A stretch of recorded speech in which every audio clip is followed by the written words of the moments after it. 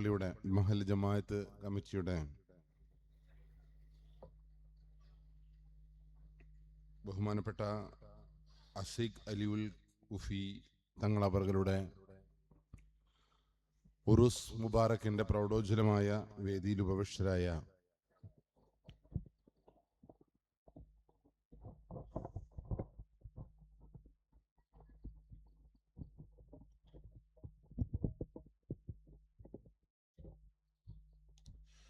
ബഹുമാന്യരായ വ്യക്തിത്വങ്ങളെ,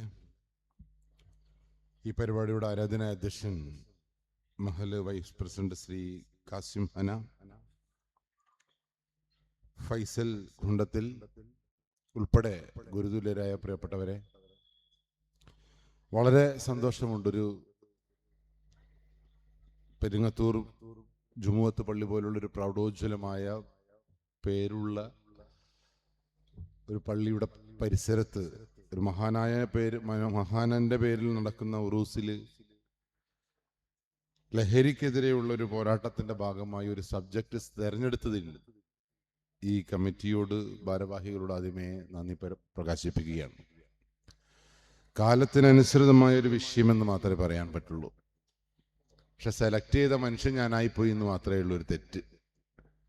ബാക്കിയെല്ലാം കുഴപ്പമില്ലായിരുന്നു.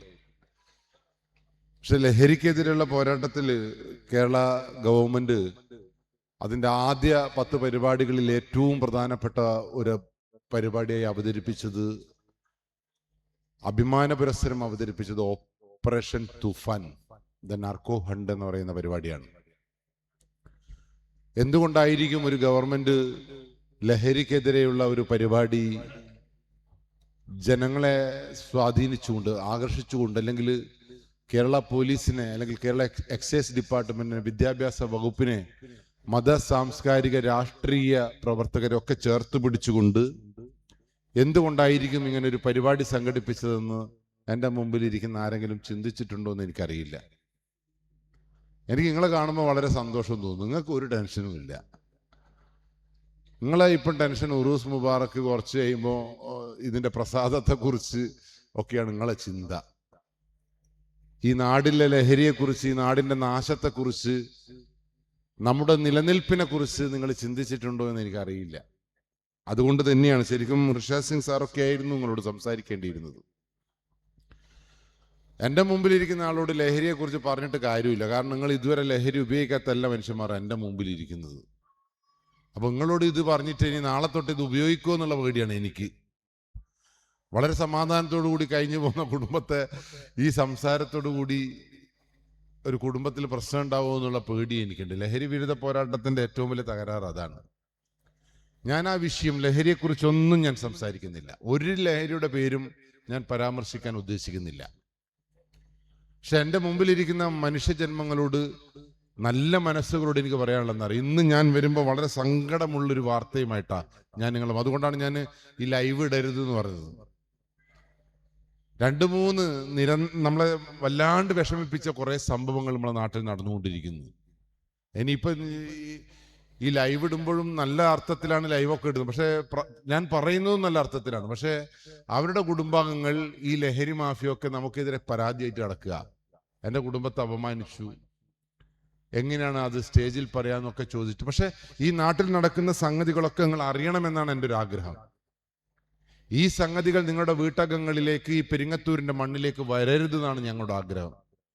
അങ്ങനെ വരാതിരിക്കണമെങ്കിൽ ഈ നാട്ടിൽ നടക്കുന്ന സംഗതികൾ നമ്മൾ ചർച്ച ചെയ്യണം എന്നുള്ളതാണ് എൻ്റെ പക്ഷം. അല്ലാണ്ട് കള്ളിൽ 72 രാസലഹരി ഉണ്ട്, അത് കുടിച്ചാൽ ക്യാൻസർ വരുന്നൊന്നും പറഞ്ഞൊരു കാര്യമില്ല. പക്ഷെ ഇന്ന് എനിക്ക് ഇങ്ങോട്ട് പറയാനുള്ളത്, കേരളത്തിലെ ലഹരി വിമുക്ത സംഘടനയുടെ പ്രസിഡന്റിന്റെ വീട്ടിൽ നിന്നാണ് ഞങ്ങൾ MDMA പിടിച്ചെടുത്തത്. നമ്മളുടെ കൂടെ ഓപ്പറേഷൻ തൂഫാനിന്റെ കൂടെ നമ്മളെ പരിപാടി സംഘടിപ്പിച്ച് ലഹരിക്കെതിരെ ആഞ്ഞടിക്കുന്ന ഒരു മനുഷ്യൻ കഴിഞ്ഞ കുറച്ചു കാലമായി MDMA വെക്കുന്ന ഒരു ചങ്ങായിയാണ്. അപ്പൊ എനിക്ക് നിങ്ങളെ കാണുമ്പോൾ പേടിയാണ്. നിങ്ങളും ഇതിന്റെ ടീമാണോ? ഇനി എനിക്ക് എന്നെ തന്നെ പേടിയാണ്, ഞാനും ഇതിന്റെ ടീമാണോ? അവിടെ പ്രിയപ്പെട്ടവരെ, എൻ്റെ മുമ്പിലിരിക്കുന്ന ഒരു കുടുംബവും നശിച്ചു പോകരുത്. നശിച്ചു പോവാതിരിക്കണമെങ്കിൽ നമ്മുടെ മക്കളെക്കുറിച്ച്, നിങ്ങളെക്കുറിച്ച്, നാടിനെക്കുറിച്ച്, നാശത്തെക്കുറിച്ച് ബോധമുള്ള നാട്ടുകാരാണോ? എനിക്ക് അധികം സമയമൊന്നും തന്നിട്ടില്ല, അതുകൊണ്ട് ഞാൻ വളരെ ചുരുക്കി എനിക്കറിയാവുന്ന രീതിയിൽ ഞാൻ നിങ്ങളോട് സംസാരിക്കാൻ ഉദ്ദേശിക്കുന്നത്. ഇപ്പൊ നമ്മളൊക്കെ ലഹരി എന്ന് പറയുമ്പോൾ നമ്മൾ ചിന്തിക്കുന്നത് കള്ള്, കഞ്ചാവ്, എക്സ്ട്രാ അങ്ങനത്തെ കുറച്ച് സാധനമാണ്. പക്ഷെ എൻ്റെ മുമ്പിലിരിക്കുന്ന മനുഷ്യന്മാർക്ക് ഒരു കള്ള് കൂടിയനെ കണ്ടാൽ മനസ്സിലാവില്ലേ? എങ്ങനെ മനസ്സിലാവും? നിങ്ങളോട് എനിക്ക് പറയാനുള്ളതെന്നറിയോ, നിങ്ങൾ ഇങ്ങനെ എന്നെ മുയിച്ചു നോക്കല്ല കേട്ടോ, നിങ്ങൾ കുറച്ചും കൂടി നല്ലോണം നോക്കണം എന്നെ. ഈ നോട്ടം കാണുമ്പോൾ എനിക്ക് പേടിയാന്ന്. ഇപ്പൊ നിങ്ങളെ നോട്ടം കാണുമ്പോൾ എനിക്ക് മനസ്സിലാകുന്ന അറിയോ, ഞാൻ കഞ്ചാവാറ്റം വെക്കുമ്പോൾ ഒരുത്തനെ പോലെയാ നിങ്ങൾ എന്നെ നോക്കുന്നത്. കുറച്ചും കൂടി നല്ലോണം നോക്കണം. ഞാൻ പറയുന്ന ചോദ്യങ്ങൾക്കൊക്കെ ഉത്തരം പറഞ്ഞാൽ നമുക്ക് ഇങ്ങനെ അങ്ങ് പോവാം. ഇപ്പൊ ഈ നാട്ടിൽ പെരിങ്ങത്തൂരുള്ള ഒരു മനുഷ്യൻ കള്ള് കുടിക്കുന്നത് കണ്ടാൽ നിങ്ങൾക്ക് മനസ്സിലാവുമോ ഇല്ലയോ? നിങ്ങളെ ഇടയിൽ ഒരു ചങ്ങാതി കള്ള് കുടിച്ചിരുന്നെങ്കിൽ നിങ്ങൾക്ക് മനസ്സിലാവുമോ ഇല്ലയോ? മനസ്സിലാവും. എങ്ങനെ മനസ്സിലാവും? മണക്കും, അല്ലെങ്കിൽ ചങ്ങായി ആടും, അല്ലെങ്കിൽ ചങ്ങായി ബോധമില്ലാതെ റോഡുമ്മ കിടക്കും. സിഗരറ്റ് വലിക്കുന്ന ഒരു മനുഷ്യനെ കണ്ടാൽ മനസ്സിലാവുമോ? മനസ്സിലാവും. മണക്കും, അല്ലെങ്കിൽ ശ്വാസകോശ സ്പോഞ്ച് പോലെ ആയിട്ടുണ്ടെങ്കിൽ ചങ്ങായി ഇങ്ങനെ എന്നിങ്ങനെ ചുമക്കും. അപ്പൊ തന്നെ മനസ്സിലാക്കാൻ പറ്റണം പണ്ടാരക്കാല ഏകദേശം ആയി നീന്നി. ഇനി ബബിൾ ഗം തിന്നുന്ന ഒരു മനുഷ്യനെ നിങ്ങൾക്ക് മനസ്സിലാവും അല്ലേ? പക്ഷെ നമ്മൾ ഇന്ന് ചർച്ച ചെയ്യാൻ പോകുന്ന ലഹരി ഇതൊന്നുമല്ല. നിങ്ങൾക്ക് മനസ്സിലാക്കാൻ കഴിയാത്ത, ഒരു തരത്തിലും നിങ്ങൾക്ക് വിശ്വസിക്കാൻ കഴിയാത്ത രീതിയിലുള്ളൊരു ലഹരി കൊറോണയ്ക്ക് ശേഷം പെരിങ്ങത്തൂരിന്റെ മണ്ണിലുണ്ട്. ഇനി നിങ്ങൾ അത് തിന്നിട്ടാണോ ഇവിടെ വന്നതെന്ന് എനിക്കറിയില്ല. അതിന് രുചിയില്ല, മണമില്ല, ഗന്ധമില്ല, ഒരു ഷേപ്പും ഇല്ല. ഓപ്പറേഷൻ തൂഫാൻ, കഴിഞ്ഞ ഗവൺമെന്റ് യോദ്ധാവ് എന്ന് പറഞ്ഞൊരു പരിപാടി കൊണ്ടിരുന്നു. അതും തൂഫാനും തമ്മിലുള്ള വ്യത്യാസം, ഇത് ഉപയോഗിക്കുന്ന മനുഷ്യനെ പിടിച്ച് ജയിലിടുക എന്നുള്ളതല്ല തൂഫാൻ എന്ന് പറയുന്ന പരിപാടി കൊണ്ട് നമ്മൾ ഉദ്ദേശിക്കുന്നത്. ഉപയോഗിക്കുന്നവനെ ചികിത്സിച്ച് ഭേദമാക്കുവാൻ, റീഹാബിലിറ്റേഷൻ നടത്തുക എന്ന് പറയാം. ഇതിന്റെ സോഴ്സ് കണ്ടുപിടിച്ച് ഇതിനെ ഈ നാട്ടിൽ നിന്ന് നശിപ്പിക്കുവാൻ, ഒരു കൊടുങ്കാറ്റ് പോലെ നിങ്ങളും ഞങ്ങളും ഒക്കെ ഒന്നിച്ചു നിന്ന് ഇതിനെ ഈ നാട്ടിൽ നിന്ന് തുരത്തുവാൻ വേണ്ടിയിട്ടുള്ള യുദ്ധമാണ്. ശരിക്കും ഒരു യുദ്ധമാണ്. കേരള പോലീസ് അതിന്റെ അവസാന ഘട്ട പോരാട്ടത്തിലാണ്. ഈ പോരാട്ടത്തിൽ പോലീസ് തോറ്റുപോയാൽ, നിങ്ങൾ ഞങ്ങളോടൊപ്പം നിൽക്കാതെ ഞങ്ങളെ തോൽപ്പിച്ചാൽ, പെരിങ്ങത്തൂർ എന്ന് പറയുന്ന മണ്ണ് ഇവിടെ ഉണ്ടാവില്ല. ഞാൻ ഒരു കാര്യം കൂടി ആധികാരികമായി പറയുന്നു. ഇവിടെ മുസ്ലിം സമുദായവും ഹിന്ദു സമുദായവും ക്രിസ്ത്യൻ സമുദായവും പിന്നീട് ഉണ്ടാവില്ല. ഇവിടെ CPM-ഉം കോൺഗ്രസും മുസ്ലിം ലീഗും ബാക്കി രാഷ്ട്രീയ പ്രസ്ഥാനങ്ങളൊന്നും ഉണ്ടാവില്ല ഇതേ രീതിയിൽ കേരളം മുന്നോട്ട് പോവുകയാണെങ്കിൽ. അതുകൊണ്ടാണ് കേരളത്തിന്റെ പുതിയ DGP പ്രഭത ചന്ദ്രശേഖർ IPS അവർകൾ, കേന്ദ്ര ഇന്റലിജൻസ് ബ്യൂറോയിൽ നിന്ന് വന്ന അദ്ദേഹമാണ്. അദ്ദേഹം കേരളത്തിൽ ചാർജ് എടുത്ത ഉടനെ കേരളത്തിലെ പ്രിയപ്പെട്ട രക്ഷാകർത്താക്കളോട് ഒരൊറ്റ വർത്തമാനം മാത്രമേ പറഞ്ഞിട്ടുള്ളൂ. നിങ്ങളത് കേട്ടിട്ടുണ്ടോ എന്ന് എനിക്കറിയില്ല. പ്രിയപ്പെട്ട രക്ഷാകർത്താക്കളെ, നിങ്ങൾ നിങ്ങളുടെ മക്കളെ നല്ലവണ്ണം നിരീക്ഷിക്കണം. അവരുടെ ബാഗ് പരിശോധിക്കണം, അവരെ ചേർത്ത് പിടിക്കണം. എപ്പോഴും അവരുടെ മേലൊരു കണ്ണുണ്ടാവണം. 6 വയസ്സ് മുതൽ 17 വയസ്സ് വരെയുള്ള കുട്ടികളെ നിങ്ങൾ നിയന്ത്രിച്ചേ പറ്റൂ. തുടർന്ന് അദ്ദേഹം പറഞ്ഞു, കേരളത്തിൽ ഡ്രഗ് ടെററിസം നടപ്പിലാക്കുന്ന കുറെ ഭീകരവാദികൾ ഇറങ്ങിയിരിക്കുന്നു. ഡ്രഗ് ടെററിസം എന്ന വാക്ക് അദ്ദേഹം ഉപയോഗിച്ചത്. ടെററിസം എന്ന് പറഞ്ഞാൽ നിങ്ങൾക്ക് അറിയാം, ഭീകരവാദം. ലഹരിയിലൂടെ കേരളത്തെ തകർക്കാൻ, മതത്തെ തകർക്കാൻ, രാഷ്ട്രീയ സംഘടനകളെ തകർക്കാൻ ഇവിടെ വലിയ തീവ്രവാദികൾ ഇറങ്ങിയിരിക്കുന്നു. ബോംബുമായിട്ടൊന്നുമല്ല, അതിന്റെ ഭാഗമാണ് നമ്മൾ കഴിഞ്ഞ കുറച്ച് ദിവസമായിട്ട് കാണുന്നത്. കോഴിക്കോട് നടക്കാവിൽ നിന്ന് 16 വയസ്സുകാരിയായ പെൺകുട്ടി സ്കൂളിൽ പോയിട്ട് അവരുടെ ബാഗിൽ കൊണ്ടുപോയ കളർ ഡ്രസ്സ്, യൂണിഫോമിനപ്പുറത്തേക്കുള്ള കളർ ഡ്രസ്സ് ധരിച്ച് യൂണിഫോം ഒരു പറമ്പിലേക്ക് പാമ്പ് പണമെടുക്കുന്നത് പോലെ വലിച്ചെറിഞ്ഞ് ഒരു ചെക്കന്റെ കൂടെ ഇറങ്ങിപ്പോയി. പോലീസ് അവരെ ഫോളോ ചെയ്തു, തൃശ്ശൂര് വരെ ഫോളോ ചെയ്തു. പിന്നീട് എന്താ കണ്ടത്? കേരളം. എന്റെ മുമ്പിലിരിക്കുന്ന മനുഷ്യന്മാർ വരാം. ആ 16 വയസ്സുകാരിയെ പെൺകുട്ടിയെ കണ്ടുപിടിച്ചത് കല്ലിക്കണ്ടിയിലുള്ള ഒരു ഗുണ്ടയുടെ വീട്ടിൽ നിന്നാണ്. 16 വയസ്സുകാരിയും ഗുണ്ടയും തമ്മിൽ എന്താണ് ബന്ധം? നടക്കാവ് പോലീസ് സ്റ്റേഷൻ ലിമിറ്റിൽ ഒരു പെൺകുട്ടി എങ്ങനെ കല്ലിക്കണ്ടിയിലെത്തി? ഇതിൽ ജാതിയും മതവും രാഷ്ട്രീയവും നിങ്ങൾ ചർച്ച ചെയ്യരുത്. ഇതൊരു പാവപ്പെട്ട കുടുംബത്തിലെ ഒരു കുട്ടിയുടെ കഥയാണ്. നാളെ നിങ്ങളുടെ മക്കൾ ഏതെങ്കിലും ഒരു ഗുണ്ടയുടെ വീട്ടിലെത്തുമോ നിങ്ങളെ ചിന്തിച്ചിട്ടുണ്ടോ? അപ്പൊ നിങ്ങൾ ഒരു കഥയല്ലേ അത്? കഴിഞ്ഞില്ല. താമരശ്ശേരിയിൽ 10ാം ക്ലാസ്സിൽ പഠിക്കുന്ന 15 വയസ്സുകാരി പെൺകുട്ടി യൂണിഫോമിന് പകരം കളർ ഡ്രസ് ബാഗിൽ കൊണ്ടുപോയി ഒരു പറമ്പിൽ കൊണ്ടുപോയി ഡ്രസ്സ് മാറ്റി പറമ്പിലേക്ക് വലിച്ചെറിഞ്ഞ് ഒരു ചെക്കന്റെ ബൈക്കിലേക്ക് പോയി.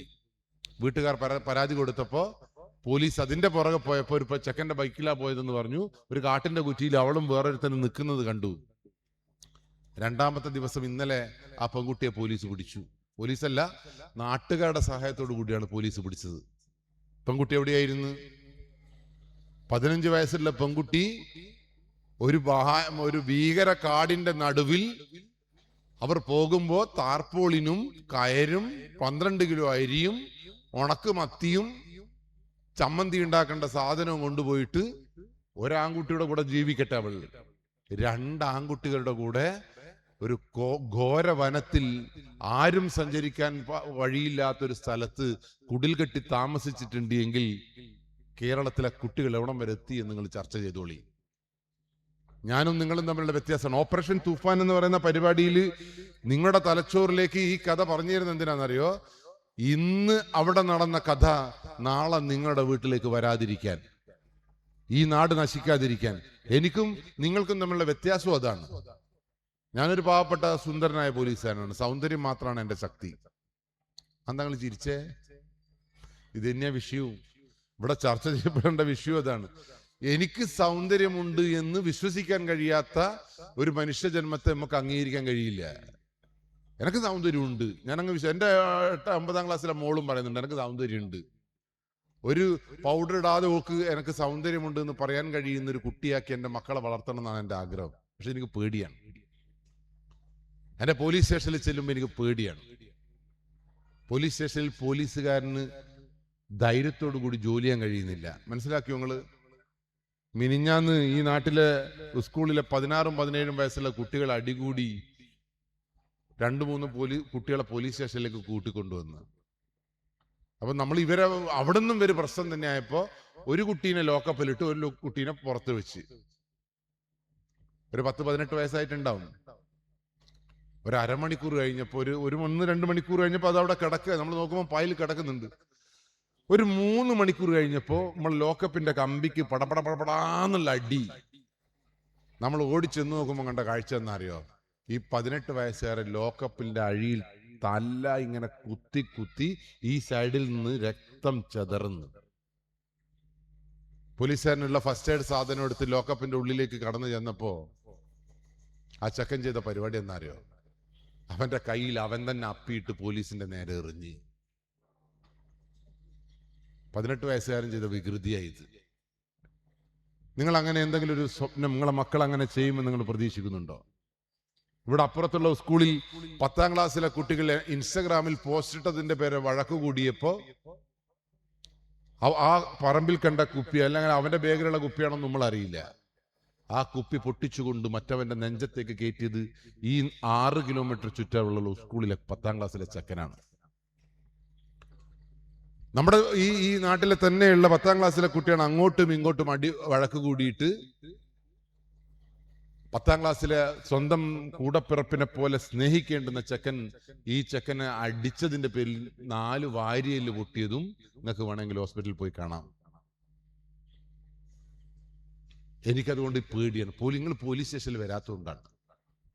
ഈ മഹല് പെരിങ്ങത്തൂർ ജുമുഅത്ത് പള്ളിയുടെ ഈ മഹല് ഈ പരിപാടിയിൽ തൂഫാൻ എന്ന് പറയുന്ന വിഷയം കൊണ്ടുവന്നെന്നറിയോ? ഈ മഹലിന് പേടിയുണ്ട്. പ്രത്യേകിച്ച് മുസ്ലിം കമ്മ്യൂണിറ്റിയിൽ ഇങ്ങനെയൊന്നും നടക്കാൻ പാടില്ല. കാരണം എന്താ അറിയോ? ഇത്രയേറെ ചട്ടക്കൂടുള്ള, ഇത്രയേറെ ദീനിബോധമുള്ള മറ്റൊരു സമുദായം വേറെ ഏതായി ലോകത്തുള്ളത്? കൃത്യമായി മതത്തെ അനുസരിക്കുന്ന, കൃത്യമായി ഒരു മതഗ്രന്ഥത്തെ ഫോളോ ചെയ്യുന്ന മറ്റേത് മതമാണ് അവിടെ ഉള്ളത്? വേറെ ഏതൊക്കെ മതമുണ്ടോ? അതുകൊണ്ട് എനിക്ക് മുസ്ലിം കമ്മ്യൂണിറ്റിയെ വളരെ ഇഷ്ടമാണ്, ബഹുമാനമാണ്. എൻ്റെ കൂട്ടുകാരൊക്കെ കുറെ ആളുണ്ട്. പക്ഷേ എനിക്കിപ്പോ ഈ കമ്മ്യൂണിറ്റിന് ചെറുങ്ങനെ പോലീസുകാരൻ എന്ന രീതിയിൽ എനിക്ക് നിങ്ങളിപ്പം പേടിയാണ്. കൊറോണക്ക് മുമ്പ് എനിക്ക് പേടിയില്ല. കാരണം മുസ്ലിം കമ്മ്യൂണിറ്റിയിൽ ആത്മഹത്യയില്ല. അതുകൊണ്ട് പോലീസുകാരൻ രാവിലെ പോയിട്ട് ശവത്തിന്റെ വഴിയാണ് നടക്കണ്ട. മുസ്ലിം കമ്മ്യൂണിറ്റിയിൽ ഒളിച്ചോട്ടമില്ല. അതുകൊണ്ട് പോലീസുകാരൻ ഒളിച്ചോടിയ ഈ കമ്മ്യൂണിറ്റിന്റെ വഴിയാണ് ഒളിച്ചോടണ്ട. അപ്പം വിളിച്ചു പടച്ചോനെ നല്ലൊരു കമ്മ്യൂണിറ്റി. കൊറോണക്ക് ശേഷം ഇപ്പൊ എന്താ സ്ഥിതി എന്നറിയോ? ഹിന്ദു ഒന്നും മുസ്ലിം ഒന്നുമില്ല. ആരല്ലോ വരക്കം പായാണ്, ആരല്ലോ ആത്മഹത്യ ചെയ്യാണ്. അതാണ് പോലീസുകാരന്റെ പേടി. എന്റെ സ്റ്റേഷനിൽ നടക്കുന്ന ഒരു സംഗതിയും എന്റെ വീട്ടിലേക്ക് വരരുത് എന്ന് ആഗ്രഹിക്കുന്ന ഒരു പോലീസുകാരനാണ് ഞാൻ. ഒരു സാധാ അച്ഛനാ ഞാൻ. എന്റെ പോലീസ് സ്റ്റേഷനിൽ കാണുന്ന ഒരു സംഗതിയും എന്റെ നാട്ടിലേക്ക് വരരുതെന്ന് ആഗ്രഹിക്കുന്ന ഒരു സാധാ മനുഷ്യനാണ് ഞാൻ. ആ പേടി നിങ്ങളുടെ മുഖത്ത് കാണുന്നില്ല. അതുകൊണ്ട് പ്രിയപ്പെട്ടവരെ, ഈ ലഹരിക്കെതിരെയുള്ള പോരാട്ടത്തിൽ നിങ്ങൾ ഞങ്ങളോടൊപ്പം നിൽക്കണം. ഞങ്ങളുടെ ശക്തി ഒന്ന് ക്ഷയിച്ചു പോയാൽ, പോലീസിന്റെ നട്ടെല്ലിന് എന്തെങ്കിലും ഒരു തകരാറ് വന്നാൽ പിന്നീട് ഈ കസേരമേൽ നിങ്ങൾക്ക് ഇരിക്കുവാൻ കഴിയുമെന്ന് എനിക്ക് വിശ്വാസമില്ല.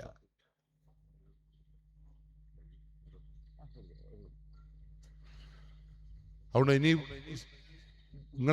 നിങ്ങളെ വീട് അടച്ചിട്ടിട്ട് നിങ്ങൾ എന്ത് ധൈര്യത്തിൽ അവിടെ വന്നിരിക്കുന്നത്? ധൈര്യമുണ്ടോ നിങ്ങൾക്ക്? പോലീസിന്റെ ശക്തിയിൽ, നീതിയുടെ, നിയമത്തിന്റെ ശക്തിയിലാണ് നിങ്ങളും ഞാനും ഒക്കെ ഇവിടെ ഇരിക്കുന്നത്.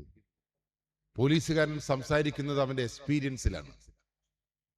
നിങ്ങളും ഞാനും തമ്മിലുള്ള വ്യത്യാസം, എനിക്ക് എൻ്റെ 9ാം ക്ലാസ്സിലെ മകളെ കാണുമ്പോൾ പേടിയാണ്. എൻ്റെ സ്റ്റേഷനിൽ കഴിഞ്ഞ ദിവസം 9ാം ക്ലാസ്സിലെ പെൺകുട്ടിയാണ് ഇൻസ്റ്റഗ്രാമിലൂടെ പരിചയപ്പെട്ട, 7ാം ക്ലാസ്സിൽ നിന്ന് പരിചയപ്പെട്ട ഒരു ചെക്കൻ്റെ കൂടെ ഇറങ്ങിപ്പോയി മാനം നഷ്ടപ്പെട്ടത്. ഒരു കുട്ടിയുടെ കൂടെ മാനം നഷ്ടപ്പെട്ടത് ഓക്കെ, അത് നമുക്ക് പാവം കുട്ടിക്ക് പറ്റിയ മിസ്റ്റേക്കാന്ന് വരാം. പക്ഷെ 6 ആൺകുട്ടികളുടെ കൂടെ ആ പെൺകുട്ടി സഞ്ചരിച്ചു എന്നുള്ള. ആ പെൺകുട്ടിയെ പോലീസ് സ്റ്റേഷനിൽ ഇങ്ങനെ കരഞ്ഞുകൊണ്ട് നിൽക്കുന്ന നിങ്ങൾ ആരും കണ്ടിട്ടുണ്ടോ? ആ പെൺകുട്ടി കരഞ്ഞുകൊണ്ട് ഇങ്ങനെ നിൽക്കുമ്പോൾ നമ്മൾ ചോദിച്ചല്ല കുട്ടിയെ, എനിക്ക് എങ്ങനെയാണ് നിന്റെ അമ്മയും ഉമ്മയും ഒന്നും എനിക്ക് ഓർമ്മ വന്നില്ല, എന്റെ ബാപ്പ എനിക്ക് ഓർമ്മ വന്നില്ലേ? ആ കുട്ടി പറഞ്ഞതെന്നറിയോ? ആ കുട്ടി പറഞ്ഞ വളരെ എന്റെ ഹൃദയത്തിൽ തറക്കുന്ന ഭാഷയിൽ ആ കുട്ടി പറഞ്ഞതെന്നറിയോ? എന്റെ കേറേട്ടൻ വിളിക്കുമ്പോ ഞാൻ പോണ്ട പോലീസേന്ന്. ആ കുട്ടി പറഞ്ഞ വാക്ക് കേട്ടോളെ, കേറേട്ടൻ. ഓളെ കെയർ ചെയ്യുന്നുണ്ടോ ഏതോ ഏട്ടെ. 7ാം ക്ലാസ്സിലെ കുട്ടിക്ക് ഒരു കേറേട്ടൻ, അച്ഛനേക്കാൾ ബാപ്പയേക്കാൾ ഉമ്മയേക്കാൾ അവളെ കെയർ ചെയ്യുന്ന ഏതോ ഏട്ടനുണ്ടോ. അതോടുകൂടി എനക്ക് പേടിയായി. എനക്കുണ്ടല്ലോ 9. ഞാൻ എൻ്റെ വീട്ടിൽ വന്നിട്ട് എന്ത് ചെയ്യുന്നത്, ഓളെ മുന്നിൽ കൂടി ഇങ്ങനെ കേറേട്ടൻ കേറേട്ടൻ എന്ന് പറഞ്ഞിട്ട് ഇങ്ങനെ നടന്നു. കാരണം ഓക്കീന് എന്തെങ്കിലും ഒരു ഇളക്കമുണ്ടോ നോക്കണമല്ലോ. നിങ്ങൾക്ക് പേടിയില്ലല്ലോ. നോക്കുമ്പോ എൻ്റെ മോള് പറഞ്ഞു, അച്ഛാ ഇതെന്റെ മുന്നിൽ കൂടി നിങ്ങൾ നടക്കണ്ട, ഇതെല്ലാം എൻ്റെ ക്ലാസ്സിലെ കുറെ ആൾക്ക് കേറേട്ടൻ ഉണ്ട്. ഞാൻ ചോദിച്ചു എനിക്കോ? അവള് പറഞ്ഞതെന്നറിയോ, എനക്ക് ഇതുവരെ ആയിക്കില്ല, അച്ഛൻ നോക്കിക്കില്ല, ഞാനും വേറെ നോക്കേണ്ടി വരും. അതായത് അവൾക്ക് ഞാനൊരു കെയർ ചെയ്യാത്തൊരു മനുഷ്യനായിരുന്നുവെങ്കിൽ ഓളും നോക്കുമെന്ന്. അങ്ങനെയാ കുട്ടികള്. പക്ഷെ എൻ്റെ ഭാര്യ പറയുന്ന നേരെ തിരിച്ചാണ്. എൻ്റെ മോളില്ലേ ഏടിയും പോവില്ല, ഓൾ അങ്ങനെയാ ഞാൻ പോറ്റുന്നത്. ഞാൻ ചോദിച്ചു എങ്ങനെ? ഓക്ക് വേണ്ടിയിട്ടല്ലേ ഞാൻ രാവിലെ 5 മണിക്ക് എണീക്കുന്നേ. എന്നാ ഇവള് പറയുന്നറിയോ, എന്തിനു എണീക്കുന്നു, നിങ്ങൾക്ക് 6 മണിക്ക് എണീറ്റാ പോരെ? ആ കുട്ടിക്ക് ഇതുവരെ എൻ്റെ ഭാര്യ ഓക്ക് വേണ്ടിയിട്ടാണ് മെനക്കെടുന്നതെന്ന് മനസ്സിലായിട്ടേ ഇല്ല. ഓളെ കെയർ ഏച്ചിയല്ല എൻ്റെ ഭാര്യ. അവിടെയാണ് എൻ്റെ വിഷയം. ഞാൻ 9 കൊല്ലം സൈബർ സെല്ലിലായിരുന്നു. അവിടെ എനിക്ക് മനസ്സിലാക്കാൻ പറ്റിയ ഒരൊറ്റ കാര്യം മാത്രം എനിക്ക് നിങ്ങളോട് ഷെയർ ചെയ്യാനുണ്ട്.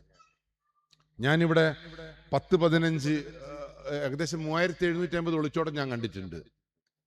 അതിലൊരു 50 ഒളിച്ചോടിയ 18 വയസ്സിന് താഴെയുള്ള കുട്ടികളെ നമ്മൾ ചേർത്ത് പിടിച്ച് നമ്മൾ എന്തുകൊണ്ട് ഒളിച്ചോടി എന്നൊരു ചർച്ച ചെയ്തിരുന്നു. അവരുടെ രക്ഷകർത്താക്കളോട്, ടീച്ചേഴ്സിനോട്, സുഹൃത്തുക്കളോടൊക്കെ സംസാരിച്ച് ഒരു ക്വസ്റ്റ്യനർ ഉണ്ടാക്കി, എന്തുകൊണ്ട് നീ ഒളിച്ചോടി എന്നൊരു ഉത്തരം കിട്ടണമല്ലോ, നമുക്ക് കിട്ടണമല്ലോ. ഒരു 25ഓളം കള്ളു കുടിച്ച് നശിച്ചു പോയ ഒരു 18 വയസ്സിന് താഴെയുള്ള 10-25 കുട്ടികൾ, 60ഓളം ഉണ്ടായിരുന്ന അതിൽ 25 കുട്ടികളാണ് നമ്മളോട് സഹകരിച്ചത്. അവരെ ചേർത്ത് പിടിച്ചുകൊണ്ട് 1.5 കൊല്ലം നമ്മൾ അവരുടെ പുറകെ നടന്നത്. പ്രണയിച്ച് നശിച്ചു പോയ കുറെ പെൺകുട്ടികളും ആൺകുട്ടികളും ഉണ്ടായിരുന്നു. അവരെയും ചേർത്ത് പിടിച്ച് നമ്മൾ ഇതേ രീതിയിൽ 1.5 കൊല്ലം ഒരു സ്ക്വാഡായിട്ട് വർക്ക് ചെയ്ത്. നമുക്കൊരൊറ്റ കാര്യം മാത്രമേ പ്രിയപ്പെട്ടവരെ മനസ്സിലാക്കാൻ പറ്റിയിട്ടുള്ളൂ. അവിടെ ജാതിയും മതവും രാഷ്ട്രീയവും ഒന്നും ചർച്ചയാക്കരുത്. മൊബൈൽ ഫോൺ ഉപയോഗിച്ച് നശിച്ചുപോയതും, പ്രണയത്തിന്റെ പേരിൽ നശിച്ചുപോയതും, ഒളിച്ചോടിയതും, കള്ളും കഞ്ചാവും ഉപയോഗിച്ച് നശിച്ചുപോയ മനുഷ്യജന്മങ്ങളുടെ ചരിത്രം പരിശോധിച്ചു നോക്കുമ്പോൾ അവിടെ നമ്മൾ ചർച്ച ചെയ്യേണ്ടത് കള്ളും കഞ്ചാവും സിഗരറ്റും പ്രണയവും ഒന്നുമല്ല. അവർ നശിച്ചു പോവാൻ കാരണം അവരുടെ വീട്ടിലുള്ള അസ്വസ്ഥതയാണ്. ബാപ്പയും ഉമ്മയും സമാധാനത്തോടു കൂടി ജീവിക്കാത്ത, വഴക്കുകൂടി ജീവിക്കുന്ന, പിരിഞ്ഞ് ജീവിക്കുന്ന, അസ്വസ്ഥതകളുള്ള കുടുംബത്തിലെ കുട്ടിയാണ് പ്രണയത്തിന് ഇരയായതും ലഹരിക്കടിമയായതും മൊബൈൽ ഫോണിന് അടിമയായതും. നിങ്ങളെ വീട്ടിലൊക്കെ എങ്ങനെയുണ്ട്? ഫാമിലിയെല്ലാം വളരെ ഗംഭീരം തന്നെയാണോ? ഭാര്യയും ഭർത്താവൊക്കെ കാണുമ്പോൾ ലവ്യുടെ കണ്ണ, ഒരു ചോറുള്ള അങ്ങോട്ട്, അങ്ങനെ തന്നെയാണോ ജീവിക്കുന്നത്? നിങ്ങൾ മിണ്ടൊന്നുമില്ല. എനിക്കിപ്പോ പേടിയാണ്. ഞാൻ നോക്കുമ്പോൾ എൻ്റെ വീട്ടിലും വലിയ ഗുണമൊന്നുമില്ല. ഞാനും ഓളെല്ലാം ചെറുങ്ങനെ ഒരു അസ്വാരസ്യങ്ങൾ കൊല്ലം കഴിയും തോറും ഇങ്ങനെ കുട്ടികൾ വളർന്നു വരുന്ന തോറും അസ്വാരസ്യങ്ങളുണ്ട്. സാർ നിങ്ങളെ വീട്ടിൽ എങ്ങനെയുണ്ട്? ഭയങ്കര പ്രണയം തന്നെയാണോ? ഈ പ്രണയമില്ലായ്മയാണ് പുതിയ തലമുറ കല്യാണം കഴിക്കാൻ തയ്യാറാവുന്നില്ല. അതിന് ജാതി മതമൊന്നുമില്ല കേട്ടോ. പുതിയ തലമുറ പറയുന്നത് വേണ്ട, അനക്കെന്തിനാ കല്യാണം? എന്തുകൊണ്ടാണ് അയറ്റുകൾ കല്യാണം കഴിക്കാത്ത? അയറ്റുകളെ ബാപ്പയും ഉമ്മയും തമ്മിലുള്ള ബന്ധം കണ്ടിട്ട് ഭീകരജീവികളായി വീട്ടിൽ താമസിക്കുന്ന ഇതേപോലെ തന്നെ ആയിരിക്കുമല്ലോ പടച്ചോനെ എന്റെ ജീവിതം എന്ന് ആശങ്കപ്പെടുന്ന ഒരു പുതിയ തലമുറ ഇവിടെ വളർന്നു വരുന്നു. അവർക്ക് സമാധാനം കിട്ടുന്ന സ്ഥലങ്ങൾ കണ്ട കാട്ടിടകളും വാട്സപ്പും ഫേസ്ബുക്കും ഇൻസ്റ്റഗ്രാമും പ്രണയവുമാണ് എങ്കിൽ പ്രിയപ്പെട്ടവരെ, നമ്മളെ മക്കളെ എങ്ങനെ നമ്മൾ ചേർത്ത് പിടിക്കേണ്ടത്? അപ്പൊ ഇവിടെ ലഹരി പെരുകുന്നതിന്റെ കാരണം കുടുംബ ബന്ധങ്ങളിലുള്ള ചിതറലാണ്. എനിക്ക് ഉറൂസിന് വന്ന എല്ലാ മനുഷ്യരോടും പറയാനുള്ളത്, ഏതായാലും നമ്മൾ കുടുങ്ങി. കല്യാണം കഴിക്കുമ്പോൾ വിചാരിച്ച ജന്മ ജീവിതമൊന്നും അല്ലല്ലോ ഇപ്പോ. നിങ്ങൾ വിചാരിക്കുമ്പോൾ കഴിക്കുമ്പോൾ എന്തേനും സുഖോ? എനക്കും ഉണ്ട് കേട്ടോ അങ്ങനെ. എൻ്റെ ഭാര്യയെല്ലാം കല്യാണം കഴിച്ച് ഒരു കൊല്ലം നല്ലേനു. അപ്പോൾ എന്നോട് പറയണേ, നിങ്ങളില്ലാണ്ട് നിങ്ങൾ വന്നാലേ തിന്നു, നിങ്ങളെന്താ വരാത്തേന്നെല്ലാം ചോദിച്ചിട്ട് എന്നെ കാത്തിരിക്കുന്ന ഒരു ഭാര്യ ഉണ്ട് എനിക്ക്. ഇപ്പൊ നിങ്ങൾ എൻ്റെ വീട്ടിലൊന്ന് വരി, ഇപ്പൊ ഞാൻ പോയിട്ട് എൻ്റെ അടുന്നാ തിന്നുക. ഓള് അന്നത്തെ ഓള് തന്നെ കേട്ടോ ഇപ്പവും. പക്ഷെ ഇപ്പം പോകുമ്പോ എന്താ ചെയ്യുന്ന മണെ തിന്നോ മുടിയച്ചിക്കഥ അങ്ങനെ വിളിച്ചു വരുവള്. അപ്പൊ ഞാൻ വിചാരിച്ചു പാവം രാവിലെ അധ്വാനിക്കുന്നല്ലേ, ഞാനിങ്ങനെ ഊണാന്നെല്ലാം പറഞ്ഞിട്ട് വീട്ടിൽ പോകുന്നതല്ലേ, അവള് ക്ഷീണിച്ച് ഉറങ്ങുന്നതായിരിക്കും. അതുകൊണ്ടായിരിക്കും ഇപ്പൊ എന്റെ സ്വഭാവത്തിൽ വ്യത്യാസം. പക്ഷെ ഞാനിങ്ങനെ കിണ്ണേലം തുറന്ന് എന്റെ ജീവിതം സംരക്ഷിക്കേണ്ടിയിട്ട് ഞാനിങ്ങനെ ചെറുതായി തിന്നുമ്പോൾ ഞാൻ ചെറുതായിട്ട് ചെവി ഓർത്ത് ഇങ്ങനെ കൊടുക്കുമ്പോ ഇല്ലേ ഒക്കെ എന്നോട് മാത്രമേ ചോദിച്ചേരുള്ളൂ. ഓള് ഫോണിലില്ലേ സംസാരിക്കുന്നത് ഞാൻ കേട്ടോക്കുമ്പോ എനിക്കത് ഇപ്പോഴും വിശ്വസിക്കാൻ പറ്റുന്നില്ല. ഓൾക്ക് 10ാം ക്ലാസ്സിലെ ഗ്രൂപ്പെല്ലാം ഉണ്ടല്ലോ. 10ാം ക്ലാസ്സിലെ ഗ്രൂപ്പിൽ ഓള് സംസാരിക്കുന്ന കേൾക്കണങ്ങള്, തിന്നോടാ, വന്നോടാ, ഡോക്ടറെ കാണിക്കടാ, എന്നോട്. ഇത് കേട്ട് വളരുന്ന എന്റെ കുട്ടിക്ക് പറ, എന്റെ കുട്ടീന്റെ സ്ഥിതി എന്താ? എന്റെ ചർച്ച അതാണ്. തുഫാൻ ദ നാർക്കോ ഹണ്ട് അവിടെ നിൽക്കട്ടെ. നിങ്ങളെ വീട്ടിലേക്ക് ലഹരി വരുന്നുണ്ട് എങ്കിൽ അതിന് കാരണം നിങ്ങളാണ്. ഞാൻ ഒറ്റ ഉദാഹരണത്തിലൂടെ തെളിയിച്ചു തരാം ഞങ്ങൾക്കിത്. ഈ നാട്ടിൽ കള്ളു കുടിച്ച് കിടക്കുന്ന മനുഷ്യന്മാരെ കണ്ടിട്ടുണ്ടോ നിങ്ങൾ ആരെങ്കിലും? റോഡ് മുതൽ ഇങ്ങനെ ഉടുതുണിയില്ലാതെ ഇങ്ങനെ സ്റ്റാച്യു പോലെ കിടക്കുന്ന കുറെ സാധനത്തിനെ കണ്ടിട്ടില്ലേ? നിങ്ങൾ അത് കാണുമ്പോൾ എന്താ ആ മനുഷ്യനെ കുറിച്ച് പറയുന്നേ? എന്തിന്റെ കേടായിന്? ഇങ്ങനെ കുടിച്ച് നശിക്കുന്ന പണ്ടാരക്കാലം എന്നല്ലേ നിങ്ങൾ വിളിക്കാറ്? നിങ്ങൾ ആ ചങ്ങാതിന്റെ സൈഡിൽ നിന്ന് ഞാൻ പറഞ്ഞ ഈ വേർഷനിൽ എപ്പോഴെങ്കിലും ചിന്തിച്ചിട്ടുണ്ടോ? അവന് കിടക്കാൻ നല്ലൊരു വീടില്ലേ? ആ കുടിയൻ എന്ന് പറയുന്ന മനുഷ്യന് കിടക്കാൻ നല്ലൊരു വീടില്ലേ?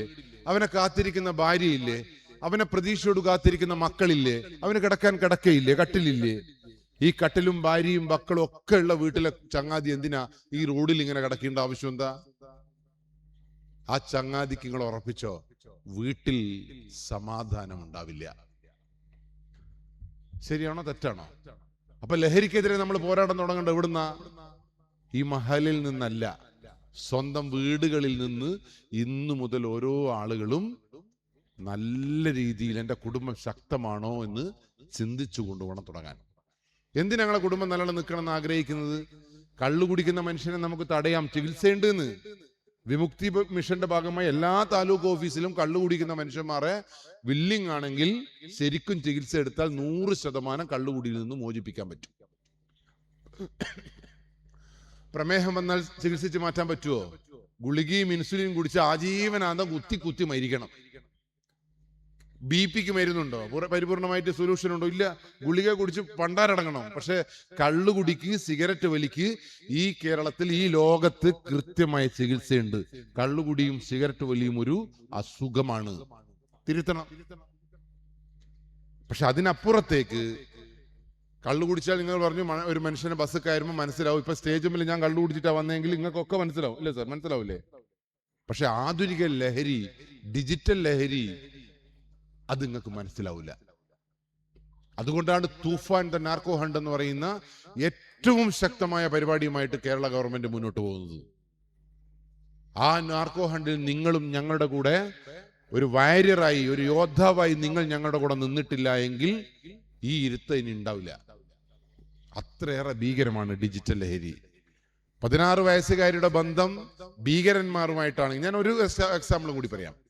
10ാം ക്ലാസ്സിലെ ഒരു കോഴിക്കോട് സിറ്റിയിലുള്ള 10ാം ക്ലാസ്സിലെ രക്ഷാകർത്ത സമിതി യോഗത്തിൽ ഞാൻ പറഞ്ഞു, ഈ നാട്ടില് ഈ 10 മണിക്ക് 6 മണിക്ക് ശേഷം റോഡുമ കൂടി തിരിഞ്ഞു കളിക്കുന്ന എല്ലാ മക്കളെയും നമുക്ക് വീട്ടിലേക്ക് അയക്കണം, ആൺകുട്ടിയായാലും പെൺകുട്ടിയായാലും. ഞാൻ പറയും PTA പ്രസിഡന്റ് അതിന് മുൻകൈ എടുക്കണം എന്ന് പറഞ്ഞപ്പോ ആ കടപ്പുറത്ത് 6:45 മണിക്ക് 10ാം ക്ലാസ്സിൽ ഒരു പെൺകുട്ടി 2 ആൺകുട്ടികളോട് സംസാരിക്കുന്നത് കണ്ടു. ഈ PTA പ്രസിഡന്റ് ഞാൻ പറഞ്ഞ വാക്കങ്ങ് ഉണർന്ന് അയാൾ പോയിച്ച് പെൺകുട്ടിയോട് ചോദിച്ചു, എനിക്കെന്താ അവിടുന്ന് ഒരു തിരിഞ്ഞളി, ഇതാരാണ്, വീട്ടിൽ പൊയ്ക്കോ എന്ന് പറഞ്ഞപ്പോ പെൺകുട്ടി വേഗം അങ്ങ് പോയി. മറ്റേ 2 അങ്ങായും ചോദിച്ചു, ഇഞ്ഞെന്തിനാ ഇതിൽ ഇടപെട്ടത്? അയാൾ പറഞ്ഞു, ആ PTA പ്രസിഡന്റാണ്, എന്റെ സ്കൂളിൽ ഒരു കുട്ടിയും രാത്രി ഇങ്ങനെ ഒരു കടപ്പുറത്ത് തിരിഞ്ഞു കളിക്കുന്നത് എനിക്ക് ഇഷ്ടമല്ല. പിന്നീട് നടന്ന സംഭവം എന്നറിയുള്ളൂ, കോഴിക്കോടുള്ള ഏറ്റവും പ്രഗത്ഭരായ ഗുണ്ടകൾ ഇയാള് വീട്ടിലെത്തുന്നതിനേക്കാൾ മുമ്പ് അടിച്ച് പൊടിച്ചു കഴിഞ്ഞു, ബൈക്ക് കത്തിച്ചു കഴിഞ്ഞു. ഈ 10ാം ക്ലാസ്സിൽ ഒരു പാവപ്പെട്ട പെൺകുട്ടിക്ക് എത്ര ഭീകരമായ കൂട്ടുകെട്ടാണെന്ന് നോക്കുങ്ങള്. അതിന്റെ അമ്മേനെയും ഉമ്മേനെയും വിളിച്ച് പോലീസ് സ്റ്റേഷനിൽ കൂട്ടിക്കൊണ്ടു വന്നിട്ട്, നിങ്ങളെ മോള്, അപ്പൊ ആ അമ്മ പറഞ്ഞതെന്നറിയാം, എന്റെ മോള് അങ്ങനെ ആരുടെ കൂടെയും പോവില്ല, എൻ്റെ ബാപ്പ അങ്ങനെയാണ്, ഉപ്പാപ്പ അങ്ങനെയാണ്, കാരണം ഒരു പണ്ടേ സാത്വികനാണ്. പ്രിയപ്പെട്ട രക്ഷകർത്താക്കളെ, നിങ്ങളെ മക്കൾക്ക് നിങ്ങളെ സ്വഭാവം ഇല്ല. പ്രത്യേകിച്ചും ജെൻസി കിഡ്സിന്. ഇതാ ഇവിടെ ഇരിക്കുന്ന മോനെ, എനിക്ക് എത്ര വയസ്സായി? ഫസ്റ്റ് വൺ എത്ര വയസ്സായി? ഒച്ചത്ത് പറ. 11. ഇന്ന തന്നെ ഞാൻ നോക്കി നടക്കുന്നത്.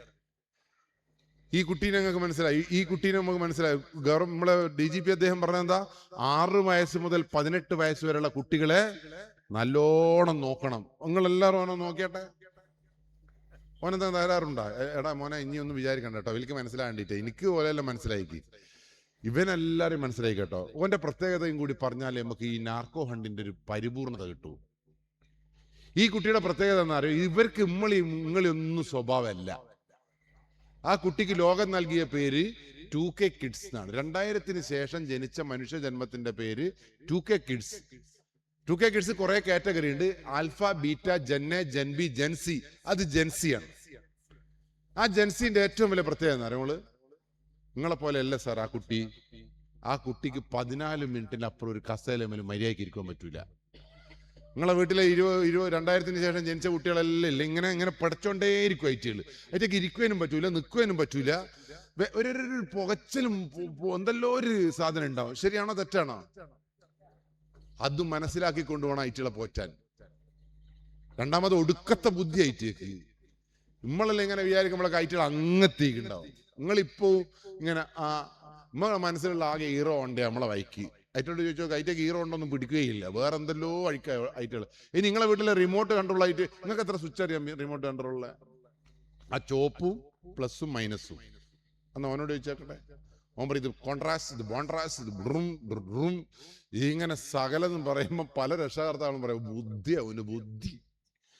യമഹക്ക് മേലോട്ട്, ബുള്ളറ്റിന് താഴോട്ട്, മറ്റേന് കാവസാക്കിക്ക് എങ്ങോട്ട്, ഇങ്ങനെ ബൈക്കിനെ കുറിച്ചും വണ്ടിയെ കുറിച്ചും മൊബൈൽ ഫോണിനെ കുറിച്ചും ഭയങ്കര ബുദ്ധിയാണ് ആ കുട്ടിക്ക്. പക്ഷെ ആ കുട്ടിക്ക് തിരിച്ചറിവ് കുറവായിരിക്കും. വേണ്ടാത്തതേ ആ കുട്ടി ചെയ്യൂ. ശരിയാണോ തെറ്റാണോ? ഈ പെരിങ്ങത്തൂരിലെ രക്ഷാകർത്താക്കളും ചെയ്യുന്നത് വേണ്ടാത്ത സാധനമാണ്. 18 വയസ്സ് വരെയുള്ള കുട്ടികൾ ബൈക്ക് ഓടിക്കരുത് എന്ന് നിയമമുള്ള നാട്ടിൽ എന്തിനാണ് നിങ്ങൾ 18 വയസ്സിന് താഴെയുള്ള കുട്ടിക്ക് ബൈക്ക് കൊടുക്കുന്നത്? 18 വയസ്സിന് താഴെയുള്ള കുട്ടികൾക്ക് സ്വതന്ത്രമായി മൊബൈൽ ഫോൺ ഉപയോഗിക്കാൻ കൊടുക്കരുത് എന്ന് നിയമമുള്ള നാട്ടിൽ നിങ്ങളുടെ മക്കൾക്ക് മൊബൈൽ ഫോൺ കൊടുക്കരുതെന്നൊരു നിയമം പറഞ്ഞിട്ടില്ല. വിളിക്കാൻ, കമ്മ്യൂണിക്കേഷൻ നടത്താൻ നിങ്ങളുടെ മൊബൈൽ ഫോൺ കൊടുക്കണം. പഠിക്കാൻ നല്ലൊരു കമ്പ്യൂട്ടർ കൊടുക്കണം. ഞാൻ എന്തിനാ തൂഫാനുമായിട്ട് ബന്ധപ്പെട്ട് ഇത് പറയുന്നതെന്നറിയോ? ഈ തൂഫാനുമായി ബന്ധപ്പെട്ട് ലഹരി മാഫിയ തെരഞ്ഞെടുക്കുന്ന കുട്ടികൾക്ക് ബൈക്കുള്ള, മൊബൈൽ ഫോണുള്ള കുട്ടികളെ മാത്രമേ അവർ തെരഞ്ഞെടുക്കുന്നുള്ളൂ. ഇതൊന്നും ഇല്ലാത്ത കുട്ടികളെ കുറിച്ച് പോലും പറയുന്ന പോട്ടെ, ഓനെ കൂട്ടിയിട്ട് ഒരു കാര്യമില്ല. അപ്പോഴാണ് ഉമ്മ പറയുന്നത്, എൻ്റെ മോയെ 15-ല് പറക്കും, ഓർക്ക് ബെറയാണ്. ഞാൻ ഇന്ന് ക്ലാസ് എടുത്തൊരു സ്കൂൾ കേട്ടോ, ഞാൻ ഏത് സ്കൂളൊന്നും പറയുന്നില്ല. അവിടെ ഞാനിത് പറഞ്ഞപ്പോൾ ഒരു അമ്മ പറയണേ, എന്നെ കൂട്ടുവാൻ വരണ്ട 16 വയസ്സുകാരനാ, ഞാനെങ്ങനെയാ പോവാ, ഓറോടി പോവാൻ എനിക്ക് പേടിയാ, ഇവനാണ് പറപ്പിക്കുക.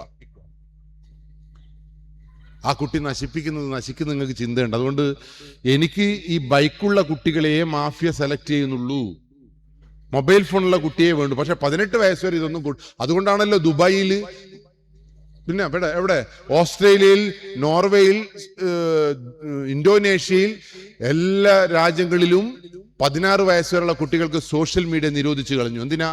ഈ കുട്ടിയുടെ തലച്ചോറ് നശിച്ചു പോവാതിരിക്കാൻ. ഇതും തലച്ചോറും തമ്മിൽ എന്താ ബന്ധം? ആർട്ടിഫിഷ്യൽ ഇന്റലിജൻസ് എന്ന് പറയുന്ന സംവിധാനം മൊബൈൽ ഫോണിലുള്ള ലോകത്ത് നമ്മൾ എന്താണോ ആഗ്രഹിക്കുന്നത്, നമ്മൾ എന്താണോ സംസാരിക്കുന്നത്, നിങ്ങളുടെ മനസ്സിലുള്ളത് മാത്രമേ മൊബൈൽ ഫോൺ കാണിച്ചു തരൂ. എക്സാമ്പിളിന്, എന്റെ രംഗീഷ് കടവത്ത് നിങ്ങൾ മൊബൈൽ ഫോണിൽ അടിച്ചാൽ പിന്നെ ഫോൺ കാണുന്നെല്ലാം ഭണ്ഡാരം അന്യായിരിക്കും. ശരിയാണോ തെറ്റാണോ? മതമാണ് നിങ്ങൾ സെലക്ട് ചെയ്യുന്നെങ്കിൽ മതം മാത്രമേ കാണിച്ചു തരൂ, വേറൊരു സാധനവും ഫോൺ കാണിച്ചു തരില്ല. ഈ അന്തം വിട്ട ബുദ്ധിയുള്ള കുട്ടികൾ അതിൽ സെലക്ട് ചെയ്യുന്ന പ്രണയവും ആ രീതിയിലുള്ള ചിന്തകൾ മാത്രമേ മൊബൈൽ ഫോൺ കാണിച്ചു കൊടുക്കൂ. അപ്പൊ വേറൊരു ചിന്ത, മതത്തെക്കുറിച്ച്, സമൂഹത്തെക്കുറിച്ച്, രാഷ്ട്രീയത്തെക്കുറിച്ച്, പഠനത്തെക്കുറിച്ച് ആ കുട്ടിക്ക് ചിന്ത ഉണ്ടാവില്ല. അതുകൊണ്ടാണ് ഗവൺമെന്റ് ആ രാജ്യങ്ങളിൽ ഭരണപക്ഷവും പ്രതിപക്ഷവും ഒറ്റക്കെട്ടായിട്ട് നിരോധിച്ചത്. ഇവിടെ എന്റെ മുമ്പിലിരിക്കുന്ന പേരൻസ്, നിങ്ങൾ സ്വയം ചിന്തിക്ക്, നിങ്ങളെ 18 വയസ്സിന് താഴെയുള്ള കുട്ടികൾക്ക് നിങ്ങൾ ബൈക്ക് കൊടുത്തിട്ടില്ലേ? നിങ്ങൾ 18 വയസ്സിന് താഴെയുള്ള കുട്ടികൾക്ക് സ്വതന്ത്രമായി ഫോൺ വാങ്ങിച്ചു കൊടുത്തിട്ടില്ലേ? അതൊരു ആപത്തിലേക്കാണ് കുട്ടികളെ കൊണ്ടുപോകുന്നുള്ള തിരിച്ചറിവ് ആ കുട്ടികൾക്കാണോ ഇല്ലാത്തത്? നിങ്ങൾക്കാണോ ഇല്ലാത്തത്? അപ്പൊ നിങ്ങൾ പറയൂ, വിഷുവിനും കുഷുവിനും രുഷുവിനെല്ലാം ഉണ്ടല്ലോ, ആയിക്കോട്ടെ, അവര് നശിച്ച് പണ്ടാരടങ്ങട്ടെ.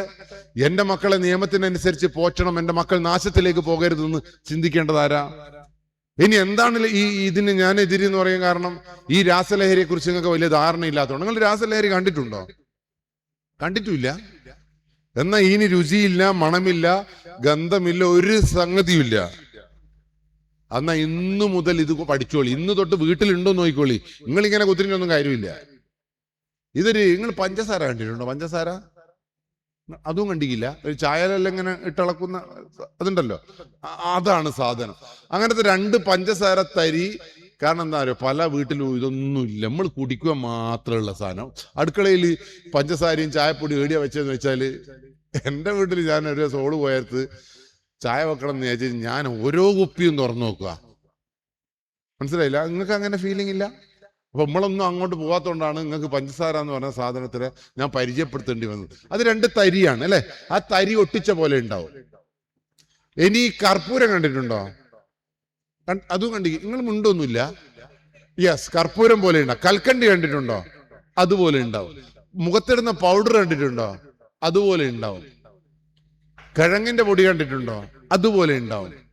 അപ്പൊ നിങ്ങളെ മക്കളുടെ കയ്യിൽ 4 വയസ്സ് മുതൽ 17 വയസ്സ് വരെയുള്ള കുട്ടിയുടെ കയ്യിൽ ഈ മാഫിയ ഈ സാധനം ഏൽപ്പിക്കുന്നുണ്ട് എന്ന് പറഞ്ഞാല്, നിങ്ങളെ മക്കളുടെ കയ്യിൽ ഈ സാധനം ഉണ്ടോ നിങ്ങൾ ഇതുവരെ പരിശോധിച്ചോ? എങ്ങനെയാ ഞങ്ങൾക്ക് ഇത് പൗഡറാണോ, കിഴങ്ങാണോ, കൽക്കണ്ടിയാണോ എന്ന് മനസ്സിലാകുക? സിമ്പിളാ. ഈ സാധനം തുറന്നു വെച്ചാൽ അലിഞ്ഞു പോകും. അതുകൊണ്ട് തന്നെ ഇത് നമ്മൾ ലേസിന്റെ പാക്കറ്റ് പോലെ, ഷാംപൂ സാഷ പോലെ ചെറിയ പാക്കറ്റിന്റെ ഉള്ളിലാണ് ഇത് ഉണ്ടാവുക. എയർ ടൈറ്റ് ബാഗിലാണ് ഇത് ഉണ്ടാവുക. അപ്പൊ നിങ്ങൾക്ക് നോക്കാൻ പറ്റുമല്ലോ. ഇന്ന് തൊട്ട് മക്കളുടെ ബാഗിലും ശരീരത്തിലൊക്കെ നിങ്ങൾ പരിശോധിക്കണം. പക്ഷെ എനിക്ക് എന്താ സന്തോഷം എന്നറിയോ? ഞാൻ കഴിഞ്ഞ 2 ആഴ്ച മുമ്പേ ഇതേപോലുള്ളൊരു സദസ്സിൽ ഈ ക്ലാസ് എടുത്തപ്പോ, മിനിഞ്ഞാന്ന് രാവിലെ എൻ്റെ വീട്ടിൽ ഒരു 2-3 പെണ്ണുങ്ങളും കുറച്ച് കുഞ്ഞുങ്ങളെല്ലാം വന്ന് എൻ്റെ ഭാര്യ വിചാരിച്ച് ഞാൻ കെട്ടിക്കൊണ്ടുവന്നേറ്റം വിചാരിച്ചു. ആകെ പ്രശ്നം തന്നെ. ഞാൻ ചോദിച്ചു, എനിക്ക് ചോദിക്കോ ആരാ വന്നേന്ന്. അവൾ ചോദിച്ചപ്പോൾ പറഞ്ഞു, ഇതെന്താ സംഭവം എന്നറിയുമോള്, ഈ പെണ്ണുങ്ങൾ എൻ്റെ ക്ലാസ്സിൽ കേട്ടിട്ടുണ്ടോ പോലും. ഇവർ പറഞ്ഞു, കിട്ടി പോലീസേ, കിട്ടി, പെട്ടീന്ന് കിട്ടി, കവറ്, കട്ട. ഞാനും പേടിച്ചു. ഇനിയിപ്പോ ഞാൻ കേസെടുക്കണല്ലോ പഠിച്ചോന്റെ പേരിൽ, എന്റെ സ്റ്റേഷനിൽ കൊണ്ടുപോകണല്ലോ ഇറ്റലിയും കൂട്ടിയിട്ട്. നോക്കുമ്പോ ഞാൻ പറയാം, ഒന്ന് കാണിക്ക്, ഞാൻ വെറ കൈകളാൽ, എനിക്ക് പറയാണല്ലോ, നിങ്ങൾക്ക് പറയണ്ടാവില്ലല്ലോ, ഈ വെറ കൈകളാൽ ഈ സാധനം വാങ്ങിച്ചു നോക്കുമ്പോ ഇല്ലേ, പറഞ്ഞ ശരിയാ, കട്ട, കവറ് എല്ലാം. പക്ഷെ ഇത് ഏതാ സാധനം എന്നറിയോ? നമ്മളെ ഫ്ലാസ്കിന്റെ ഉള്ളിൽ മണം വരാണ്ടിരിക്കുവാനൊരു പൊതി കണ്ടിക്കില്ല നിങ്ങള്? ഈ പെട്ടീൻ്റെ ഉള്ളിൽ ഈ പെണ്ണുങ്ങൾ അന്ന് തൊട്ടിട്ട് മക്കളെ റൂമെല്ലാം പരിശോധിച്ചപ്പോ പെട്ടിയിൽ 3 പാക്കറ്റ്. ഇവർ പറഞ്ഞു, മറ്റേ തന്നെ ഭ്രാന്ത് വന്ന് പഠിച്ചോനെ, ഓൻ്റെ അടുത്ത് കൊണ്ടുപോകാന്ന് പറഞ്ഞ് കൊണ്ടുപോയതാ. പക്ഷെ എനിക്ക് ആ സ്ത്രീയെ ഇല്ലേ, കെട്ടിപ്പിടിച്ചൊരു ഉമ്മ കൊടുക്കാൻ തോന്നി. കാരണം എന്താ? തന്റെ മക്കളുടെ ജീവിതത്തിൽ, അവരുടെ ജീവിതത്തിൽ ഈ ഒരു സാധനം കടന്നു വരുന്നുണ്ടോ എന്ന് സംശയത്തോടു കൂടി കണ്ട ആ അമ്മയ്ക്ക് കൊടുക്കണം ഒരു ബിഗ് സല്യൂട്ട്. അത്തരം അമ്മമാരാണ്, അത്തരം ഉമ്മമാരാണ് ഈ സമൂഹത്തിൽ ഉണർന്നു വരേണ്ടത്. നിങ്ങളാണ് തൂഫാൻ വാരിയർ. എന്തായാലും ഞാൻ പറഞ്ഞ് സമാധാനിപ്പിച്ചപ്പോ നോക്കി, ഇനി ഇതുകൊണ്ട് വിടണ്ട, ഇനിയും നോക്കിക്കോളി, ഇത് പെട്ടി തന്നെ ഇട്ടേക്ക്, മണം വരൂല എന്ന് പറഞ്ഞു. ഇനി ഈ പ്രത്യേകത എന്താ? ഇനി കഴിഞ്ഞ ദിവസം നമ്മുടെ നാട്ടിൽ നിന്ന് 7ാം ക്ലാസ്സുകാരന്റെ കയ്യിൽ നിന്ന് കിട്ടിയില്ലേ ഇത്? 7ാം ക്ലാസ്സുകാരന്റെ കയ്യിൽ നിന്ന് കിട്ടിയപ്പോ അവന്റെ അമ്മേനെയും ഉമ്മേനെയും വിളിച്ചു കൂട്ടിക്കൊണ്ടുവന്നില്ലേ? ആ ഉമ്മ പറഞ്ഞൊരു വർത്തമാനമുണ്ട്. ഇതിനെന്താ വില എന്നറിയോ നിങ്ങള്? ഞാൻ പെരിങ്ങത്തൂരാരോട് പറയണ്ട, എല്ലാവർക്കും അറിയാം ഇതിന്റെ വില. ഇനി 2500 മുതൽ 45,000 ഉറുപ്പ്യ വരെ വിലയുണ്ട്. ഇനി യൂറോപ്പിൽ ഇനി 45,000 ഉറുപ്പ്യ ഗ്രാമിന്, അല്ലാണ്ട് കിലോനല്ല, ഒരു ഗ്രാമിന് 45,000 ഉറുപ്പ്യന്റെ സാധനം ഉപയോഗിച്ച ഒരാഴ്ച പറക്കാന്നാ പറയുന്നത്. എന്റെ മുമ്പിലുള്ള എല്ലാവരും ഒന്ന് പറക്കാൻ ശ്രമിക്കണം കേട്ടോ. നല്ല സാധനം. ഞാൻ എന്റെ വീട്ടിന്റെ അപ്പുറത്തുള്ള ഒരു ചെക്കൻ്റെ അടുത്ത് നിന്ന് കഞ്ചാവ് കിട്ടി പോലും അമ്മയ്ക്ക്. നല്ല രസം. ഇത് നിങ്ങൾ ഇതിൻ്റെ കൂടി നടന്നാൽ ചിരിച്ച് മരിച്ചും പോവും, നമുക്ക് ഭ്രാന്തുവാ. കാരണം നമ്മളവിടെ ഉണ്ട് ലൈറ്റുള്ള ഒരു സാധനം. അതാണ് എന്റെ പേടി. ഈ കഞ്ചാവ് ഉപയോഗിച്ച ചങ്ങായിന ഒരു 12ാം ക്ലാസ്സിലെ ചെക്കനെ കൂട്ടിക്കൊണ്ടുവന്നു എന്റെ മുമ്പിൽ. അപ്പൊ ഞാൻ അവന്റെ മോനെ, ഇത് ഉപയോഗിക്കരുതടാ, ഇത് ഭീകരമാണ്, ഇത് അങ്ങനെയാണ്, തലച്ചോറ് താളം തെറ്റിക്കുന്നൊക്കെ പറഞ്ഞ് എനക്കറിയാവുന്ന ഭാഷയിൽ ഞാൻ ഓനോട് അങ്ങ് സംസാരിച്ച്. ഞാൻ പറഞ്ഞു, ഇതേ മോനെ ഇനി ഉപയോഗിക്കരുത്, ഇതിന്റെ തലച്ചോറ് പോയാൽ ഇതിന്റെ അമ്മ എല്ലാം പോയല്ലോ. എല്ലാം പറഞ്ഞതിന് ശേഷം ഓൻ പറഞ്ഞൊരു വർത്താനുണ്ട്. രംഗീഷ് ചേട്ടാ, എന്നെ പരിചയമൊന്നുമില്ല. ഓൻ പറയാ, രംഗീഷ് ചേട്ടാ നിങ്ങൾ പറഞ്ഞല്ല ഞാൻ കേട്ടില്ലേ? ഞാൻ പറഞ്ഞു കേട്ട്. ഇനി ഞാൻ പറയുന്ന നിങ്ങളൊന്ന് കേക്ക്. ഞാൻ പറഞ്ഞോളി. അയാൾ പറഞ്ഞെന്നറിയോ? അച്ചക്കെ, നിങ്ങൾ ഇതൊന്ന് വലിച്ചു നോക്ക്, എന്നിട്ട് എന്നെ ഒന്ന് ഉപദേശിച്ചു നോക്ക്, നിങ്ങൾ ചിരിച്ചു മരിച്ചു. മനസ്സിലായില്ലേ നിങ്ങൾക്ക്? ഈ കുട്ടികളോട് പറയുമ്പോൾ അങ്ങനെ പറയാം, ഒന്ന് വലിച്ചു നോക്ക്, ഒന്ന് ഉപയോഗിച്ചു നോക്ക്. ഞാൻ ഇതുവരെ കണ്ട എല്ലാ മനുഷ്യന്മാരും പറയുന്ന അങ്ങനെ നമ്മളെ കുട്ടികൾ പോകുന്നു. ഒന്ന് നോക്ക്, ഒരു പ്രാവശ്യം. പക്ഷെ ഒരു പ്രാവശ്യം ഉപയോഗിക്കുമ്പോഴേക്കും കഴിഞ്ഞു. അതാണ് ഇതിന്റെ ഭീകരത. അതുകൊണ്ട് ഇന്നു മുതൽ നിങ്ങൾ എല്ലാവരും മക്കളുടെ കീശ, മക്കളുടെ ബാഗ്, മക്കളുടെ ഇരിക്കുന്ന ബെഡ്റൂമിന്റെ മേശ എല്ലാം പരിശോധിക്കണം. അവരെ കീശയിലെ പൈസ ഇങ്ങനെ ചിരിട്ടിയ രീതിയിൽ ഉണ്ടാവുക. ATM കാർഡ് ഉണ്ടോ എന്ന് പരിശോധിക്കണം. ഇതിന്റെ പ്രത്യേകത എന്താ അറിയോ? ഇതിന് 7ാം ക്ലാസ്സിലെ ചെക്കന്റെ കയ്യിൽ നിന്ന് കിട്ടിയപ്പോ ആ ഉമ്മ ചോദിച്ച ഒരൊറ്റ ചോദ്യമുണ്ട്. എന്റെ വീട്ടിൽ തിന്നുവാൻ തന്നെ പൈസയില്ല പോലീസ്, പിന്നെ 2500 ഉറുപ്പ്യന്റെ സാധനം ഈ പണ്ടാരക്കാലിന് നേടുന്ന കിട്ടുക, നിങ്ങൾ എന്റെ മോനെ കൊടുക്കരുത് എന്ന്. ന്യായമായ ചോദ്യമല്ലേ? ഇതെന്തിനാ മക്കളുടെ ശരീരത്തിലേക്ക് കൊണ്ടുവരുന്നേ? ഈ സാധനം നിങ്ങളെ മക്കളുടെ ശരീരത്തിലേക്ക് കൊണ്ടുവരുന്നത് നമ്മൾ അറിയില്ല. ഇനി നിങ്ങളെ ശരീരത്തിലേക്ക് വരുന്നത് നിങ്ങൾ അറിയില്ല. ഇപ്പൊ കള്ള് എന്ന് പറയുന്ന സാധനം കുടിക്കണമെങ്കിൽ എന്റെ തൊണ്ടയിൽ കൂടി തന്നെ അത് ഇറങ്ങണം, വേണ്ടേ? അല്ലാണ്ട് വേറെ ആരെങ്കിലും എന്നെ നിർബന്ധിച്ചു ഞാൻ അറിയാതെ കള്ള എന്റെ ശരീരത്തിലേക്ക് വരില്ല. ശരിയാണോ തെറ്റാണോ? ഇനി സിഗരറ്റ്, ഞാൻ അറിയാതെ എന്റെ സിഗരറ്റിന്റെ പുക എന്റെ ശരീരത്തിലേക്ക് വരില്ല. വരുവോ? എന്റെ സമ്മതമില്ലാതെ ഞാൻ വലിക്കാതെ എന്റെ പുക എന്റെ ഉള്ളിലേക്ക് ഇറങ്ങുവോ? ഇറങ്ങില്ല. പക്ഷെ ഈ സാധനം നിങ്ങൾ അറിയാതെ നിങ്ങളുടെ ശരീരത്തിലേക്ക് വരും. അതാണ് ഇതിന്റെ ഏറ്റവും വലിയ ഭവിഷ്യത്ത്. ഇത് ഒരു മുട്ടായ്മ പുരട്ടിയിട്ടോ, ഐസ്ക്രീമിൽ ഇട്ടിട്ടോ, ജ്യൂസിലിട്ടിട്ടോ, ഭക്ഷണത്തിലോ ഇട്ടിട്ടോ, നമ്മളെ ചുണ്ടിൽ, നമ്മളെ മൂക്കിൽ, നമ്മളെ കണ്ണിൽ, നമ്മളെ വായിലൂടെ എങ്ങനെങ്കിലും ഒന്ന് ഉള്ളിലേക്ക് ഇറങ്ങി കിട്ടിയാൽ മതി. 48 മണിക്കൂർ നമ്മളെ മക്കൾ പറക്കും. നിങ്ങൾ പറക്കും, ഞാൻ പറക്കും, എല്ലാവരും പറക്കും. ഇതിന്റെ ഏറ്റവും വലിയ പ്രത്യേകത എന്താ അറിയോ? അതാണ് ഇതിന്റെ പ്രത്യേകത. ഇത് ഉപയോഗിച്ച് അങ്ങ് തുടങ്ങിയാലില്ലേ, പിന്നീട് ഇതിൽ നിന്നൊരു പിന്മാറ്റം സാധ്യമാവില്ല. ഇതുവരെ സാധ്യമായിക്കില്ല. നിങ്ങൾ പുതിയൊരു ഹൈവേ ഉണ്ടാക്കിയാണ്ടിനോ ഇവിടെ? അതും കണ്ടിക്കില്ല. അതിന്റെ പ്രത്യേകത എന്താ? അയിമലങ്ങ് കയറിയാലും മുന്നോട്ടേക്കേ പോകാൻ പറ്റൂ. എനിക്കിപ്പം പറ്റിയതാ. എനിക്ക് ഇവിടെ ഇറങ്ങാൻ വിചാരിച്ചിട്ട് എനിക്ക് ഏടി ഇറങ്ങണ്ടേന്ന് ഒരു പിടുത്തവും ഇല്ല. ഞാൻ ഇങ്ങനെ നോക്കി ഇറങ്ങേണ്ട സ്ഥലം വിട്ടുപോയാൽ പിന്നെ 8 കിലോമീറ്റർ കഴിഞ്ഞാലേ ഇറങ്ങാൻ പറ്റൂ. സാധനം അതാണ്. ഇതുമേൽ ഒന്ന് പറന്നു തുടങ്ങിയാൽ പിന്നീട് ഒരു തിരിച്ചു വരവില്ല. എന്തിനാ മക്കൾക്ക് വെറുതെ കൊടുക്കുന്നത്? ഇത് മക്കൾക്ക് വെറുതെ കൊടുക്കുന്നതിന് ഒരു സ്പെഷ്യാലിറ്റി ഉണ്ട് പ്രിയപ്പെട്ടവരെ. ഇത് ഉപയോഗിച്ചാൽ 48 മണിക്കൂർ ഇതിന്റെ ഹാങ് ഓവർ തലച്ചോറിൽ നിൽക്കും. യൂറോപ്പിൽ ഒരു 1 വീക്ക് 2 വീക്ക് വരെ നിൽക്കും. ഇത് 48 മണിക്കൂർ കഴിയുമ്പോ ഇതേ അളവിൽ ഈ സാധനം നമ്മുടെ തലച്ചോറിൽ വീണ്ടും എത്തിയിട്ടില്ല എങ്കിൽ ആ നിമിഷം നമ്മളെ തലച്ചോറ് ഭ്രാന്തമായ അവസ്ഥയിലേക്ക് പോകും.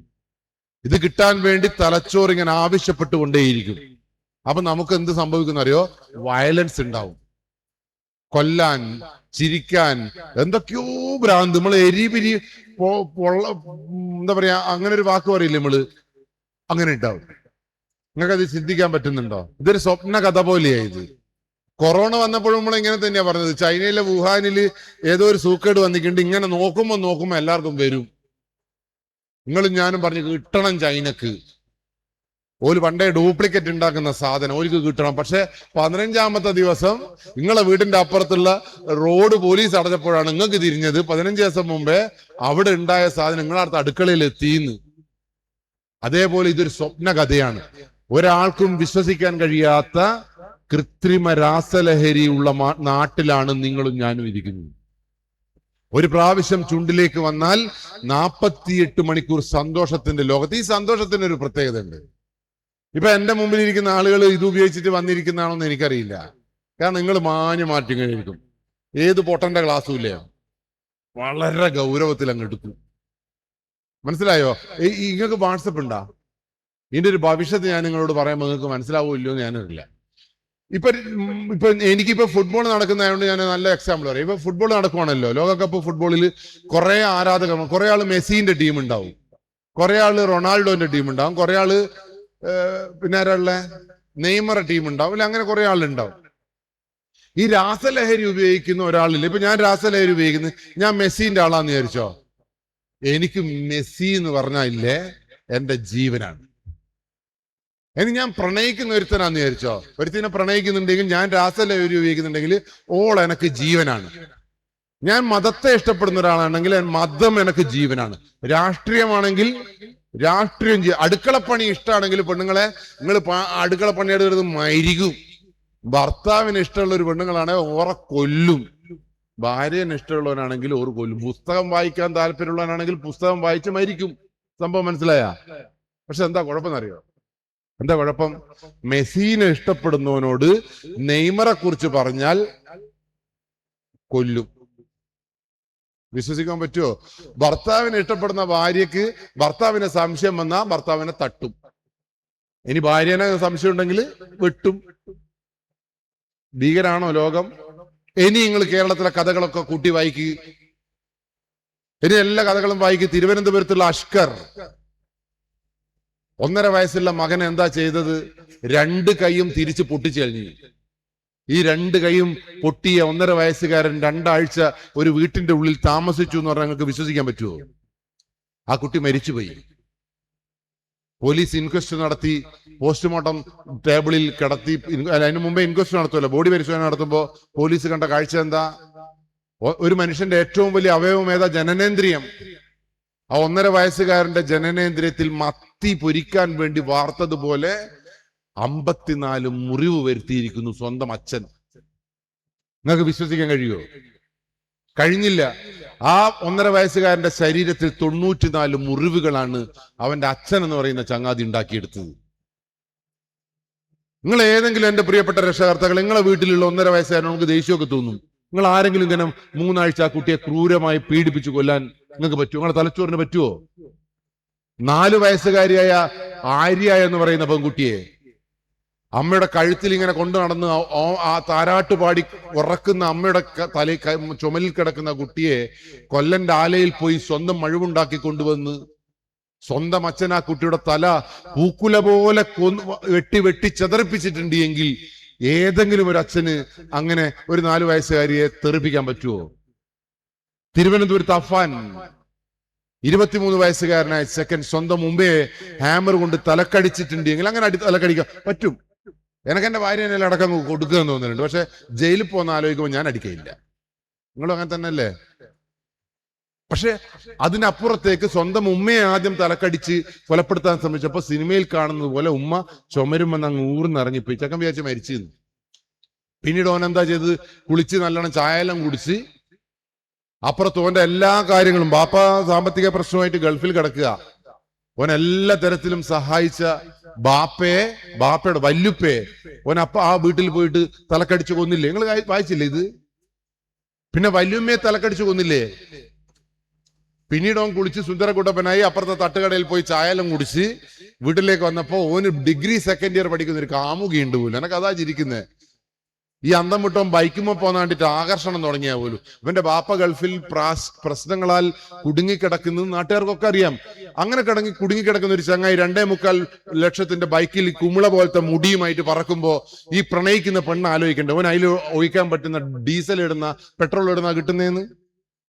ഇവന്റെ കൂടെ പോയാൽ ഓൻ എന്നെ പോറ്റുവാൻ പറ്റുമെന്ന് ആ പെൺകുട്ടി ആലോചിക്കപ്പെട്ടെ. അതും ആലോചിച്ചില്ല. ഈ പെൺകുട്ടി അവന്റെ ബെഡ്റൂമിൽ പോലും പോകും പോലും. അങ്ങനെയുള്ള പെൺകുട്ടി അവൻ വീട്ടിലേക്ക് വിളിച്ചു കൂട്ടിക്കൊണ്ടുവന്ന് അവളെ തലക്കടിച്ച് കൊല്ലാൻ നോക്കുമ്പോ 9ാം ക്ലാസ്സിലുള്ള സ്വന്തം രക്തപ്പിറപ്പിലുള്ള അനിയൻ കോളിംഗ് ബെല്ലടിച്ചപ്പോ തുറന്നു നോക്കുമ്പോ 9ാം ക്ലാസ്സിലെ ചെക്കൻ. ഇവളിങ്ങനെ അടിക്കാൻ വേണ്ടി വെച്ച ഹാമർ അവിടെ താഴെ വെച്ച് ഇവൻ വാതിൽ തുറന്നിട്ട് 9ാം ക്ലാസ്സിലെ അനിയനോട് പറഞ്ഞു, ഇനി 100 രൂപ കൊടുത്തിട്ട് പറഞ്ഞു, നീ പോയിട്ട് മന്തി വാങ്ങിക്കൊണ്ടുവാ, നമുക്ക് രണ്ടുപേർക്കും മന്തി കഴിക്കാം രാത്രി വൈകിട്ട്. ആ ചെക്കൻ ആ ഹോട്ടലിൽ നിന്ന് മന്തി വാങ്ങുന്ന ചിത്രം നിങ്ങൾക്ക് യൂട്യൂബിൽ കാണാൻ കഴിയും. എല്ലാവരുടെ അടുത്തൊന്ന് കാണുക. വളരെ പ്രതീക്ഷയോടുകൂടി സ്വന്തം ഏട്ടന്റെ കൂടെ ആ മന്തി കഴിക്കാൻ വേണ്ടി മന്തിയുമായിട്ട് വരുന്ന ആ അനിയൻ കോളിംഗ് ബെല്ലടിച്ച് വാതിൽ തുറക്കുമ്പോ ഈ പെണ്ണിനെ ഇവൻ അകത്ത് നിന്ന് കൊന്നു കളഞ്ഞിരുന്നു. ഈ 9ാം ക്ലാസ്സിലെ അനിയനെ ഉള്ളിലേക്ക് വിളിച്ചു വരുത്തി തലക്കടിച്ചു കൊന്നു കളഞ്ഞില്ലേ അഫാൻ? ഒരു മനുഷ്യൻ അങ്ങനെയൊക്കെ പറ്റുമോ? ഏതെങ്കിലും ഒരാളെ പറ്റും. പോലീസ് സ്റ്റേഷനിൽ ഒരു ലജ്ജയുമില്ലാതെ വന്നിട്ട് ഇവൻ പറയാ, പോലീസെ 3 ആളെയും കൂടി കൊല്ലാൻ വിചാരിച്ചിരുന്നു, സമയമായപ്പോഴാണ് ഞാൻ തോന്നിയാന്ന്. ലോകത്തേതെങ്കിലും ബുദ്ധിയുള്ള ഒരു തലച്ചോറിന് ഇങ്ങനെ സമൂഹത്തിലെ എല്ലാ വിഭാഗത്തിലെ മനുഷ്യന്മാരെയും കൊല്ലാൻ പറ്റുമോ? ഓനിപ്പം ജയിലിൽ നിന്ന് തൂങ്ങിയിരിക്കാൻ നോക്കിയില്ലേ? അതാണ് വിഡ്രോവൽ സിൻഡ്രത്തിന്റെ ഭാഗമായിട്ടത്. അഫാൻ. അതിനപ്പുറത്തേക്ക് 10ാം ക്ലാസ്സിൽ ഒരു ചെക്കനുണ്ട് താമരശ്ശേരിയിലുള്ള. അവന്റെ പേരെന്തായിരുന്നു? ആ പേര് ഞാൻ മറന്നുപോയി. അവൻ ആരാ അടിച്ചു കൊന്നത്? അവന്റെ കൂടെ 6ാം ക്ലാസ്സിൽ നിന്ന് മുതൽ ട്യൂഷൻ ഒന്നിച്ച് പഠിക്കുന്ന, സ്വന്തം ക്ലാസ് റൂമിൽ ഒരേ ബെഞ്ചിൽ ഇരിക്കുന്ന അവന്റെ കൂട്ടുകാരാണ് അവനെ നഞ്ചക്ക് കൊണ്ട് അടിച്ചു കൊന്നത്. ആ ഷഹബാസ് അല്ലേ? ഷഹബാസിനെ കൊന്നത്. Very good. ഷഹബാസിനെ കൊന്നതിന് ശേഷം ആ കുട്ടികൾ പറയുന്ന വർത്തമാനം, അടിച്ചു കൊന്ന കുട്ടികൾ പറയുന്ന വർത്തമാനം ഇൻസ്റ്റഗ്രാമിൽ കിട്ടുന്നത്. അതിൽ 1ാമത്തെ ചങ്ങായി പറയാ, എനക്ക് ആടം തന്നെ 2 അടിയും കൂടി കൊടുത്തിട്ടുണ്ടെങ്കിൽ പടഞ്ഞു മരിക്കുമായിരുന്നാ പറഞ്ഞത്. 2ാമത്തവൻ ചോദിച്ചു, എനിക്കൊരു അടിക്കാനുള്ള ഒരു അവസരം തന്നില്ലല്ലോടാ നീ. 3ാമത്തവൻ പറഞ്ഞതെന്നാ അറിയോ? എടാ ആ ചങ്ങാതി മരിച്ചു പോയാൽ 4ാമത്തെ ചങ്ങാതി പറഞ്ഞ വർത്തമാനം കേരള സമൂഹത്തിന്റെ മനസാക്ഷിയെ അങ്ങ് തുളച്ചു കയറുന്ന വർത്തമാനാ 4ാമത്തെ ചക്കൻ പറഞ്ഞത്. ഓൻ പറഞ്ഞ വർത്തമാനം എന്താ അറിയോ? നമ്മൾ കുട്ടികളല്ലേ, ആരെ കൊന്നാലും ഇന്ത്യൻ നിയമത്തിനൊരു ചുക്കും ചെയ്യാൻ കഴിയില്ല എന്ന്. ആ ബോധമുള്ള മനുഷ്യന്റെ കൂടി ഞങ്ങൾ ജീവിക്കുന്നത് എന്നുള്ള നല്ല ബോധം ഈ ലഹരിയുടെ കെട്ടകാലത്ത് ഓർമ്മപ്പെടുത്തുന്നതിലാണ് എൻ്റെ ഡ്യൂട്ടി. എൻ്റെ വീട്ടിലൊരു അഫാൻ ഉണ്ടാവരുത്. എൻ്റെ മോള് 9ാം ക്ലാസ്സിൽ പഠിക്കുക. എൻ്റെ വീട്ടിൽ ഒരു അങ്ങനെ എൻ്റെ 4 വയസ്സുള്ള 6ാം ക്ലാസ്സിലെ ചെക്കനെ എനിക്ക് മഴ കൊണ്ട് കൊല്ലാൻ കഴിയരുത്. അതുകൊണ്ട് എനിക്ക് എൻ്റെ പ്രിയപ്പെട്ട രക്ഷാകർത്താക്കളോട് പറയാൻ അറിയോ, ഒരു പോലീസുകാരന്റെ പേടിയും ജാഗ്രതയും ഈ കാര്യത്തിൽ നിങ്ങൾക്ക് ഉണ്ടാവണം. നിങ്ങൾക്ക് എല്ലാവരും വിശ്വാസമാണ്, നമുക്ക് ആരെയും വിശ്വാസമില്ല. ഏത് നിമിഷവും ആപത്തിൽ പെട്ടുപോകുമെന്ന്. ഇനി ഇത് ഉപയോഗിച്ചാൽ എന്താ പ്രശ്നം? ഇത് ഉപയോഗിച്ചാൽ എന്താ പറയാ, ആൺകുട്ടികൾ ഇത് ഉപയോഗിച്ചതിന്റെ പേര് പാർട്ടി ഡ്രഗ് എന്ന. പാർട്ടി ഡ്രഗിന്റെ പ്രത്യേകത എന്താ? ഏത് പാട്ട് കേട്ടാലും ഈറ്റകൾ തുള്ളു. ഞാൻ കഴിഞ്ഞ നോക്കുമ്പോ പ്രാണസഖി ഞാൻ വരും ഒരു പാമരനാം പാട്ടുകാരൻ, അതിനും തുള്ളുന്നു. ആ പാട്ടിന് തുള്ളാൻ പറ്റുമോ? എന്നാ ഈറ്റകൾ തുള്ളു. ഇനി പാട്ടിന് തുള്ളിക്കോട്ടെ, ഇത് ഉപയോഗിച്ചിട്ട് അത് തുള്ളുന്നതെന്ന് എങ്ങനെയാ മനസ്സിലാക്കാൻ പറ്റുക? ഇത് വളരെ സിമ്പിളാണ്. ഒരു മനുഷ്യന്, സാറേ നിങ്ങൾക്ക് എത്ര പാട്ടിന് തുള്ളാൻ പറ്റും? പറഞ്ഞോ, വെറുതെ പറഞ്ഞ ഗസ് ചെയ്തോ, തുള്ളണ്ട പറഞ്ഞാ മതി. 30 മിനിറ്റ് തുടർച്ചയായി തുള്ളാൻ പറ്റുമോ നിങ്ങൾക്ക്? പറ്റൂല. പക്ഷെ ഈ സാധനം ഇല്ലേ ഉപയോഗിക്കുന്ന ചങ്ങായി തുടക്കം മുതൽ ഒടുക്കം വരെ തുള്ളും. നിങ്ങൾ ഏതെങ്കിലും DJ പാർട്ടി കണ്ടിട്ടുണ്ടോ? DJ പാർട്ടി ഇപ്പൊ ഞാൻ പറയട്ടെ, നമ്മളിപ്പോ സംസാരിച്ചില്ല, ഈ ഉറൂസിന് എല്ലാവർക്കും സ്റ്റേജ് ഉണ്ട്, കസേലയുണ്ട്. നിങ്ങൾക്കൊക്കെ കസേലമ്മല ഇരിക്കുന്നത്. ഈ കസേര ഇല്ലാത്ത ഒരു ഉറൂസിൽ എത്ര ആളുണ്ടാവും ഇവിടെ? ഞാൻ മാത്രമേ ഉണ്ടാവും, മൈക്ക് ഓപ്പറേറ്റർ കോറ് പിന്നെ നോക്കണമല്ലോ, ബാക്കി ആരും ഉണ്ടാവില്ല. DJ പാർട്ടിയിൽ നിങ്ങൾ പോയിട്ടുണ്ടോ? DJ പാർട്ടിയിൽ കസേലയില്ല. DJ പാർട്ടി 2, 3, 4 മണിക്കൂർ എല്ലാം അന്തം വിട്ടോലും ഇങ്ങനെ നിന്ന് തുള്ളു. ഏതെങ്കിലും നാടകത്തിന് കസേലയെങ്കിലും ഇരിക്കാൻ പറ്റുമോ? ഏതെങ്കിലും സാധാ ഗാനമേളക്ക് കസേലയില്ലാണ്ട് ഇരിക്കാൻ പറ്റുമോ? അപ്പൊ DJ പാർട്ടിയിൽ മാത്രം എന്താ ഇങ്ങനെ ആളുകൾ തിങ്ങിക്കൂടി ഇങ്ങനെ നിൽക്കുന്നു? ഇനി DJ പാർട്ടി പോയാൽ എന്താ സംഗതി? DJ പാർട്ടി ഒന്നും മോശമൊന്നുമല്ല. അതുകൊണ്ട് എറണാകുളത്തൊക്കെ DJ പാർട്ടി നിരോധിച്ചു, പല രാജ്യങ്ങളിലും നിരോധിച്ചു. ഇവിടെയാണ് ഇപ്പൊ എനിക്ക് ചിരി വരുന്നത്. എന്താ അറിയോ? അമ്പലത്തിലും DJ പാർട്ടി. ഇനി പള്ളിയിൽ വന്നിക്കൊന്നും ഞാൻ അറിയില്ല. ഇനി ഇവിടെയും കൂടിയേ വരണ്ടു. അതോടുകൂടി എല്ലാം സബൂറായി.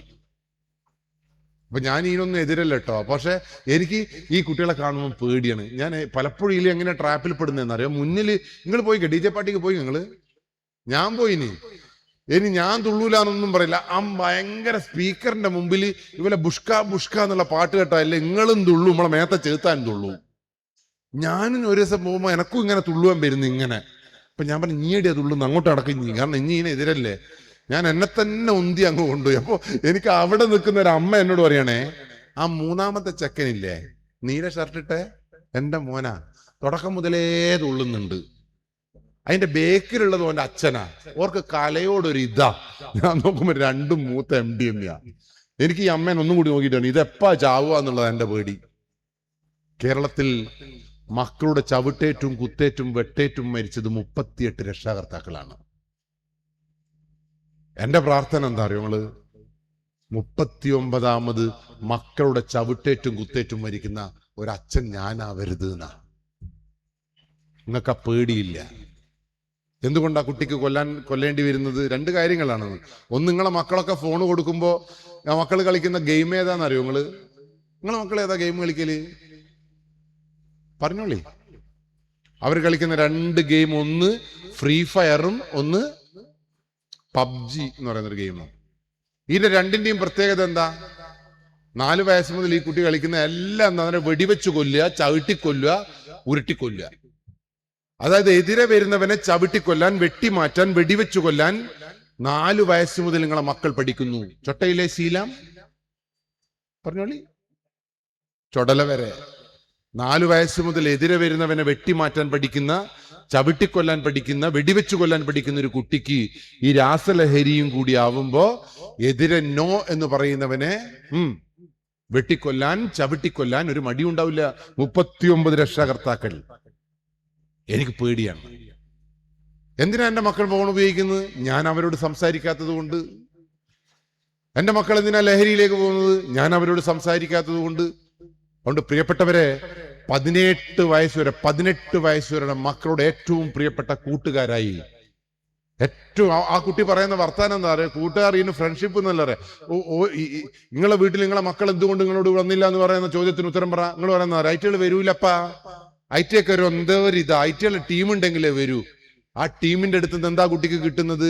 പുതിയ തലമുറയുടെ വാക്ക് വൈബ് എന്നാണ്. നിങ്ങളുടെ കൂടെ ഇരിക്കുമ്പോ കുട്ടിക്ക് വൈബില്ല. പക്ഷെ ആ പിള്ളന്മാരോട് അവരുടെ ടീംസിന്റെ കൂടെ ഇരിക്കുമ്പോൾ നല്ല വൈബ് ഉണ്ട്. 18 വയസ്സ് വരെ നമ്മുടെ കൂടെ ഇരിക്കുമ്പോൾ നമ്മളെ കുട്ടിക്ക് വൈബ് ഉണ്ടാവണം. പള്ളിയിൽ ഇരിക്കുമ്പോൾ വൈബ് ഉണ്ടാവണം. മതഗ്രന്ഥങ്ങൾ വായിക്കുമ്പോൾ വൈബ് ഉണ്ടാവണം. പുസ്തകങ്ങൾ കാണുമ്പോൾ വൈബ് ഉണ്ടാവണം. വീട് കാണുമ്പോൾ വൈബ് ഉണ്ടാവണം. അങ്ങനെ വൈബുള്ള കുട്ടി 10 മണിക്ക് പെരിങ്ങത്തൂർ ടൗണിൽ തിരിഞ്ഞു കളിക്കേണ്ട ആവശ്യമുണ്ടോ? 15 വയസ്സുകാരൻ തിരിഞ്ഞു കളിക്കേണ്ട ആവശ്യമുണ്ടോ? അപ്പൊ ആരാ ഉത്തരവാദി? നിങ്ങളും ഞാനുമാണ്. പഴയ കാലഘട്ടമല്ല. പല രക്ഷകർത്താക്കളും പറയുന്നത് നമ്മളെപ്പോലെ ഒന്ന് ആയിപ്പോ ഐറ്റികള്. എന്റെ പ്രാർത്ഥന നമ്മളെപ്പോലെയെങ്കിലും ആയാ മതിയെന്നോ ഐറ്റികള്. എന്റെ കാര്യം പറയുന്നുണ്ട്, നിങ്ങൾ ടൂറിനൊന്നും പോയിക്കില്ല, ഐറ്റികൾ പോട്ടെ ടൂറിന്. നമ്മൾ അച്ഛൻ രാത്രി പുറത്ത് വിട്ടിക്കില്ല, ഈറ്റുകൾ പറന്നോട്ടെ. രാത്രി പുറത്തു വിടുമ്പോ എനിക്ക് പേടിയാ. അതുകൊണ്ട് എനിക്ക് നിങ്ങളോട് പറയാനുള്ളത്, ഇനി ആൺകുട്ടികൾ ഇത് ഉപയോഗിക്കുമ്പോ പറഞ്ഞു എന്താ പേര്? Party drugs. പാർട്ടി ഡ്രഗ്സിൽ മുന്നിൽ ഇങ്ങനെ തുള്ളും, അന്തം വിട്ട ഞാനും പോവും.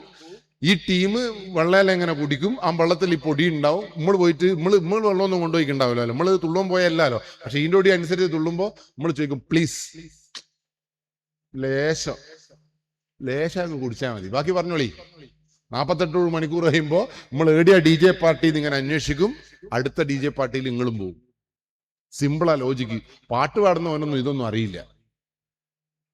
പറഞ്ഞ മനസ്സിലായോ നിങ്ങൾക്ക്? അപകടമല്ലേ അത്?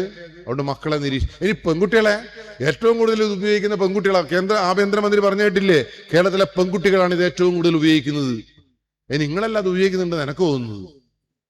സിമ്പിൾ. പക്ഷെ ഇത് എന്താ ഇതിന്റെ ഒരു തകരാറ്, പെൺകുട്ടികൾ ഉപയോഗിച്ച എന്താ തകരാറെന്ന് അറിയാം നിങ്ങള്? ഇതിന്റെ പേര് റേപ്പ് ഡ്രഗ് എന്നാ. എത്ര പ്രാവശ്യം ബലാത്സംഗം ചെയ്താലും മനസ്സിലാവൂല. മനസ്സിലായോ? കേരളത്തിലെ പെൺകുട്ടികൾ എന്തിനാ രണ്ടാളും കൂടെ പുറത്തു പോയെന്ന്? സാധ്യതയില്ലേ? വയനാട് 9ാം വളവിൽ ഒരു പെൺകുട്ടി കഴിഞ്ഞ രാവിലെ 8:30 മണിക്ക് ഇങ്ങനെ ഒരു ബെഡ്ഷീറ്റ് ഇങ്ങനെ കിടക്കുന്ന കണ്ടപ്പോ പോലീസ് ബെഡ്ഷീറ്റാന്ന് കരുതിയിട്ട് എടുക്കുമ്പോൾ ആ ബെഡ്ഷീറ്റ് അല്ല, അതിൻ്റെ കൂടെ ഒരു പെണ്ണും ഉണ്ടായിരുന്നു. ആ പെൺകുട്ടീനെ പോലീസ് വണ്ടിയിൽ കയറ്റിയിട്ട് ചോദിച്ചു, നീ എങ്ങനെ ഈ 9ാം വളവിൽ എത്തിയെന്ന് ചോദിച്ചപ്പോ ആ പെൺകുട്ടി ചോദിക്കാണേ, നിങ്ങളെ എന്നെ തട്ടിക്കൊണ്ടോന്നേ, ഞാൻ എങ്ങനെ എത്തി ഇവിടെ? പോലീസുകാരന് പേടിയായി. ഓന് ബോധമുണ്ടല്ലോ, ഒരു പെൺകുട്ടിയാരൻ പറയട്ടെ, കേരള സമൂഹം പറയും ഓളാ ശരി, പോലീസുകാരൻ മണ്ടേ കള്ളനാണ്. നിങ്ങളെ ചിന്ത അങ്ങനെയാണല്ലോ.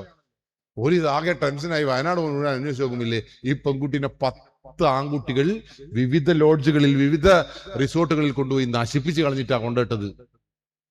ആ കുട്ടിക്ക് തിരിഞ്ഞിട്ട് ഒരു 2 ഉദാഹരണം കൂടി പറയുമ്പോൾ നിങ്ങൾക്ക് മനസ്സിലാവുന്ന ഞാൻ വിചാരിക്കുന്നത്. പത്രം വായിക്കാറ് നിങ്ങൾക്ക് എന്താ ഒരു തകരാറെന്നറിയോ? നിങ്ങൾ പേപ്പർ വായിക്കലുണ്ടാ? പേപ്പർ കണ്ടി നിങ്ങള് അതേടി ഉണ്ടാവുക.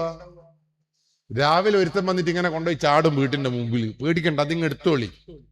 അതിങ്ങനെ തുറക്കും, ഇങ്ങനെ തുറക്കും, എങ്ങനെ തുറക്കും. അതിൻ്റെ ഉള്ളിൽ കറുത്ത അക്ഷരങ്ങളിൽ കുനുകുനേന്ന് കുറെ സാധനം എഴുതി വെച്ചിട്ടുണ്ട്. എല്ലാവരും വായിക്കണം. ഈ നാടകങ്ങളിൽ നടക്കുന്ന സംഗതിയാണ് ആ വാർത്തയിലുള്ളത്. ആ വാർത്ത നിങ്ങളുടെ വീട്ടകങ്ങളിലേക്ക് വരുന്നുണ്ടോ എന്ന് ടെൻഷൻ അടിക്കുന്ന, ബേജാറാവുന്ന, പ്രതിരോധം സൃഷ്ടിക്കുന്ന ഒരു തൂഫാൻ വാരിയറായിട്ട് നിങ്ങൾ മാറണം. അങ്ങനെയാണെങ്കിൽ ഇന്ന് പത്രം വായിക്കാൻ നിങ്ങൾക്ക് എങ്ങനെയാണ് സമാധാനത്തോടു കൂടി ഇവിടെ ഇരിക്കാൻ പറ്റുക? നിങ്ങളെ ഭാര്യയെ നിങ്ങൾ അങ്ങ് വീട്ടിൽ എങ്ങനെയാ നിപ്പിച്ചേ? നിങ്ങൾ എങ്ങനെയാ 17 വയസ്സുള്ള കുട്ടീനെ വീട്ടിൽ നിപ്പിച്ചിട്ട് ഇവിടെ വന്നിരിക്കുന്നതിൽ എന്താ അർത്ഥം? കേരളത്തിൽ ഇന്ന് മാത്രം ഇന്ന് മാത്രമല്ല 48 മണിക്കൂറിനുള്ളിൽ കോഴിക്കോട് ജില്ലയിൽ നിന്ന് 862 പേരെയല്ലേ നമ്മൾ അറസ്റ്റ് ചെയ്തത്. 1.5 കിലോ MDMA കിട്ടിയില്ലേ? ഈ MDMA പോലീസുകാർക്ക് വേണ്ടിയിട്ടാണ് കൊണ്ടുവന്നതുപോലെ. കുറ്റ്യാടിയിൽ നിന്ന് 600 കിലോ അറ്റോ കഞ്ചാവാ കഴിഞ്ഞ 2 മാസത്തിന് മുമ്പേ പിടിച്ചു. ഇതാരും പോലീസ് നിന്നതിനാ ഇത്? ഉള്ളേരി MMCന്റെ മുമ്പിൽ നിന്ന് ആ 2.5 കിലോ MDMA പിടിച്ചപ്പോ 21 വയസ്സുകാരി ഒരു പെൺകുട്ടിന്റെ കയ്യിൽ നിന്നാണ് കിട്ടിയത്. അവരുടെ പുറകിൽ ഒരു കാമുകനുണ്ടായിരുന്നു. പ്രണയത്തിന്റെ മറവിൽ നടത്തുന്ന ബിസിനസിന്റെ പേര് രാസലഹരി എന്നാ. അതിൽ ഒരു കമ്മ്യൂണിറ്റിനും കുറ്റം പറഞ്ഞ കാരണം നല്ല പൈസയായി. അപ്പൊ നിങ്ങൾ ഇതൊരു തരി തിന്നാൽ ഭ്രാന്ത് വരുന്നല്ലേ പറഞ്ഞത്?